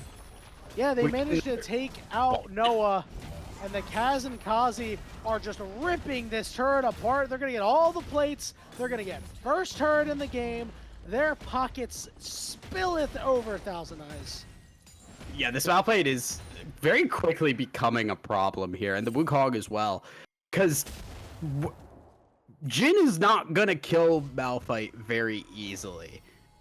It's going to be a little bit of a pain train there, and when the Jax is this far behind, your split push potential has now completely diminished here as oh, Kaz! Oh, the Kaz manages to live as he limps away. Nux has to flash over the wall too, so they get burnt for overstaying and extending the play. Here's a teleport from Kazi. Really wants to stop this Rift Herald. It is just him. Nux is coming through to try to help out, but they don't do anything to this guy. He's taking a little bit of damage, but not a whole lot. Yeah, he should not be getting it that low. Well, they are going to reset the Herald. That's big. Good. Yeah, they want to stop that because Wukong's not in range there for a smite. You're just risking that getting taken away. But they will back off of it. It is just a bit of a reset here now. We're now looking. Herald is up. Dragon going to be up in 2 minutes here. Gritty does have the Collector, which is a really big power spike for the Caitlyn. It is matched by the Jhin. But I'm very scared of how fights will turn out with this Jhin building lethality into this Malphite, who's got an absurd amount of armor right now. Yeah, and I mean, Jin's not known as a high DPS champion either, so he's going to be poking this Malphite with a stick every couple of moments, not really doing a whole lot. So the entirety of Dorado Gaming coalesced on the bot side, while Noah is on the top side. This Dragon up in about 1 minute and 20 seconds. They really want to get this turret. I'm really looking for Riddy to do something. He's been off the stat sheet this entire game, which is just so unlikely. Yeah. It just has not been able to make any kind of impact as this Maokai. Which is, it's just tough. The Wukong got a bit of a lead, and you can't run the risk of a counter gag from the Wukong. You will lose that almost assuredly. Rift Herald gonna get taken here, which does mean back is gonna come out for Kaz 45 seconds before this dragon spawns here. This tower going down is actually kind of a big deal before this dragon. It's gonna mean that wave is pushed in that much further as the dragon is spawning, which give a lot of control over to Dorado. Hex Flash, not gonna hit the hook. Gritty's got the fancy feet, and he only has base 1 boots. That is a hook that you have to hit under every circumstance. Kazi and Noah going at it. Noah has lost this fight again and again. See if he loses some more as the roots are coming out. The Wukong clone was on the back line. And the grasping roots from Riddy yields nothing. Oh my god. Noah's got a flash. Kazi's turret diving. He might be biting off a little bit more than he can chew. He gets the kill, but he trades it 1 for 1. Not really worth it, but we press on to the fight here. Bounty Hunter in the mid lane. Dragon started up by BOZ. Riddy stepping up, Joker opening up for the curtain call. He's going to look to tag Nux here. Misses with shot 2, lands with shot 3. Fourth shot, holding, fires. Hits the Ari, takes him to half. Riddy getting engaged on. Ace and Ho gonna land on him as well. Takes him below half HP. Another he bot. gets rooted. He's got to burn his shield. And that means he can't get close to the Drake. Scatter of the Week lands on the 2. Blowing up Jamarcus, but not quite enough. Bounty Hunter with the flash Q gets the kill. Teleport coming in from Noah. Flash hook doesn't land onto the Kaz. So it's a Dragon for 1 for the side of BOZ. Yeah, but it is also that big shutdown going over onto the Jax, which was sorely needed. Noah now showing up to make sure this tower goes down as well, and they will succeed on that. So it is a dragon picked up for BOZ, but the tower going down does give a little bit of gold back over to Dorado here. So Dorado still going back and forth here. They're throwing punches as they're taking them. Yeah, they're looking to do something, showing some signs of life. I think the biggest issue is the dragon stacking has been interrupted for them. Now, they scale much better in this game than BOZ does. However, they are still at a point where Malphite is incredibly difficult to kill. Yeah, because who Bounty does it, Hunter has to right? know this is happening. Bounty Hunter is trapped. Frosthook over the wall to try to help him out and stop the force there. And Bounty Hunter gets blown up. It's a shutdown for Kazi. Oh yeah, Malphite lost his shield. Nice. Almost. Good trade. Joker and Frosthook are here. But in the mid lane, that means Gritty is just for free doing whatever he wants. Kazi now taking quite a bit of damage. That turret does help out. Kaz down to half HP as they're turning it around. Soul Shackle's going down. Jamarcus gets blasted by the 4th shot, and it's the Revenge of Dorado. Opening up for the curtain call. Can Kazi sidestep him? Oh my goodness! The bullets curved around him, but Joker gets the kill anyway. Oh, Joker gets the help there to finalize that kill, and that's just BOZ being there way too long. They have no reason to be there as long as they did. They got their kill. They stuck around a little bit too long and just played within the zone of influence of the Blitzcrank and paid the price for it. Good stuff from Dorado as they're hanging around in this game. They now trail less than 1,000 gold at the 20-minute mark here. Nux from behind misses the charm onto Joker. Not sure how critical this is going to be, but it's a teleport coming in, and the Root and Bounty Hunter here. It's a complete gaff on Nux. That is unfortunate, Kaz. Pulled in. We'll be able to go over the wall. Noah coming in from the side, stunning Jamarcus, and Gritty gets blown up by the unleashed power. And now Dorado is firing on all cylinders. Jamarcus, is he able to get away? It looks like he will, but Dorado Gaming continues to push and claw and scratch their way back into this. Yeah, and it's again just BOZ playing in an area they really just don't have to. BOZ are just, I hate to say it, they're kind of throwing away their lead a little bit, just playing a little bit too cocky and looking for opportunities that really aren't there. And now they've lost tower after tower, and they have given a lot of gold back over. Finally got to see a little bit of split push potential here from Noah. Has the Triforce completed, is now moving over to match this Malphite. TP's available for both these top laners. Resistance. Yeah, I mean, he kind of has to. You've seen what Malphite's He's got doing a to null him. magic mantle, he's got a Negatron cloak, he's got Mercury treads. Hey, he's going for, And he still takes a lot of damage. he's for going a for the guy Kid that Mercury. has. He still takes a lot of damage for a guy who only has a Doran's ring on the other side. I'm not gonna lie. Yo, that ring, he's smacking with that ring. The ring hurts. Kiss the ring. Yeah. Kiss the ring. 55 seconds until the 4th dragon in the game comes up. You know Dorado wants to secure it, put themselves on soul point. Noah's still getting out-traded because that Thornmail is putting in some serious work too. Yeah, This poor I guy mean- just can't do anything about it.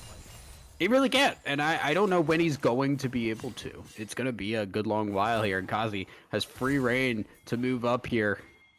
Another dragon going to be spawning in 30 seconds. And all the ultimates available for BOZ. And they have control of these waves now. Mid lane going to start to push a little bit up here. You can see Dorado looking to try and catch this wave and then move their way over, or just go for the turret. They may just sack the dragon and say, you know what, we could go 2 for 2 on dragons and take this tower. They have the inside track, but the Kaz and Kazi are on the side. The Kaz is the one who gets hooked. He's able to dash away, flash forward. Knockup only lands on Doridi. He's got to cut it out because he gets rooted up. Curtain call coming out. 1, 2, doing a lot of damage. Nux is knocked up. Nux is blown up. It's a 1-for-1 teleport from behind. It's Noah looking for the stun and the kill onto the backside. Onto the Kaz. Gritty is running, scared. He's got a flash. Jamarcus has to get out of there too. Hook.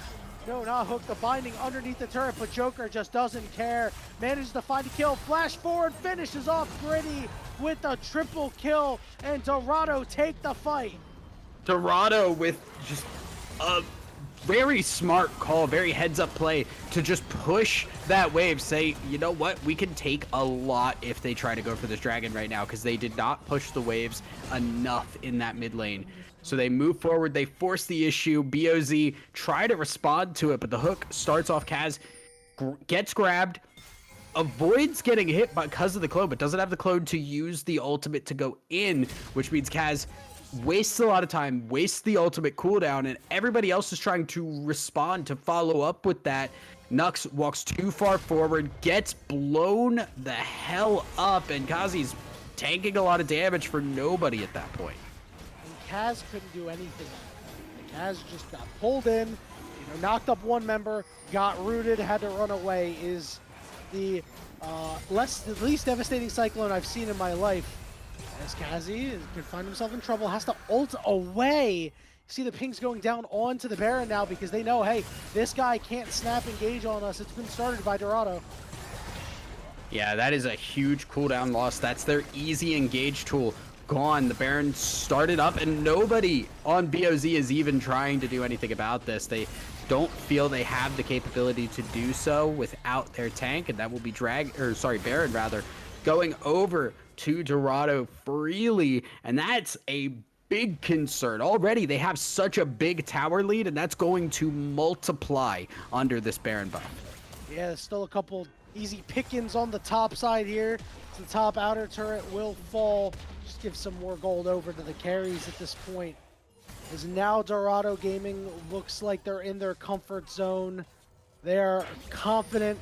They're looking to make plays happen. Kazi gets knocked up. He doesn't have an ultimate to get away. He might not take a whole lot of damage, but when you just keep hitting him, he'll eventually fall. Curtain call coming out, just going to deal a little bit of damage to some members in the back line. Nux is taking a back right now, is in the mid lane. Noah is causing problems, shoving that wave in, forcing BOZ to respond. Yeah, and we were kind of concerned about how they were going to do damage to the Malphite, and really the Syndra is doing a lot of work here. the early Magic Pen picked up does mean that Malphite is just getting eviscerated by this Syndra, and the hooks, yeah, usually scary, but when you hook Malphite over a wall and there's no team to follow up, even if he did have ultimate, wasn't going to make a difference there. 2 inhibitors down. Dorado Gaming going to take their backs, spend their golds, and look to end the game potentially on this next push, as they only have the bottom lane to go for now. No objectives up for at least 3 more minutes, Thousand Eyes. BOZ had this game in their hands. Back-to-back poor fights has resulted in this. They have fallen down the mountain, and they just keep falling, and they hit every ledge on their way down. The problem is they also are the mountain because they have Malphite. I don't know how they managed that, but the Malphite got such a lead, and they just didn't do enough with it. Kazi got caught out time and time again. By the time they tried to make some fights happen, there was just not on the right foot. Just like you said, bad fights really causing problems here. Now they're on their last inhibitor here as Kaz needs to be out of here ASAP. Maokai ultimate, the roots coming down, gonna land on the 2 key members. Pretty. So much damage.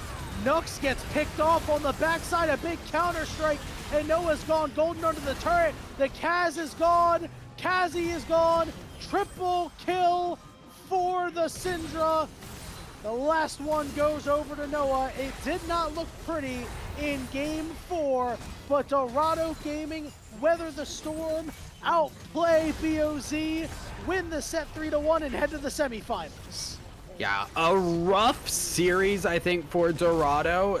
They had a couple of really good games to start out. I think they fumbled a little bit in game 3 and even in game 4, but they closed it out. They got the win, and I think I have to commend them at least for being able to make those this game and the previous game somewhat competitive, right? BOZ looked strong, but at no point was I looking at a game and saying, Dorado can't win this. Like, there's no way to win this.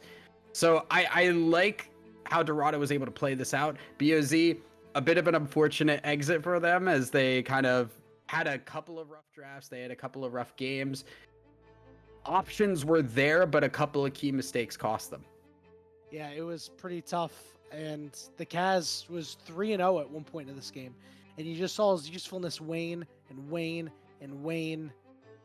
And the Ahri started getting caught, and it just became a problem. This Blitzcrank really made the difference in this game, Thousand Eyes. We talked about how Frosthook has to be the guy, and all these picks started from key Blitzcrank hooks. They really did. The Malphite was just a little bit out of position, either didn't have a team to follow up after getting hooked, or just was a little bit too aggressive. Like we saw just from the beginning, I think that was a key thing to point out is the first blood happened, and then we saw the hook from Frosthook that just changed that and made it a 1-for-1 when it really should have just been an easy 1-for-0. Now, BOL viewers, I'm going to keep it a stack. I don't have an updated schedule, but considering last week BOL Emerald was in the quarterfinals, I assume they're in the finals now, or I'm sorry, the semifinals. And I assume that will be happening tomorrow night at 7:15 EST. I do not know who's playing. I do not know who's on Auto Talk. But if you want to catch more BOL action, you can catch it tomorrow. We also have more BOL throughout the week. Platinum and Diamond, they occur throughout the rest of the week as well. So if you're not sick and tired of hearing the BOL casters, the beautiful BOL casters, you should never be sick and tired of them. You can go tune in, same time, same place. That will do it for us here this evening. An awesome best of 5. We almost saw no bans going into game 5, but we'll have to wait on that one for another day. For myself, for Thousand Eyes, who stepped in for Shibby, thank you so much for stepping in once again. You're the honorary 3rd Masters caster.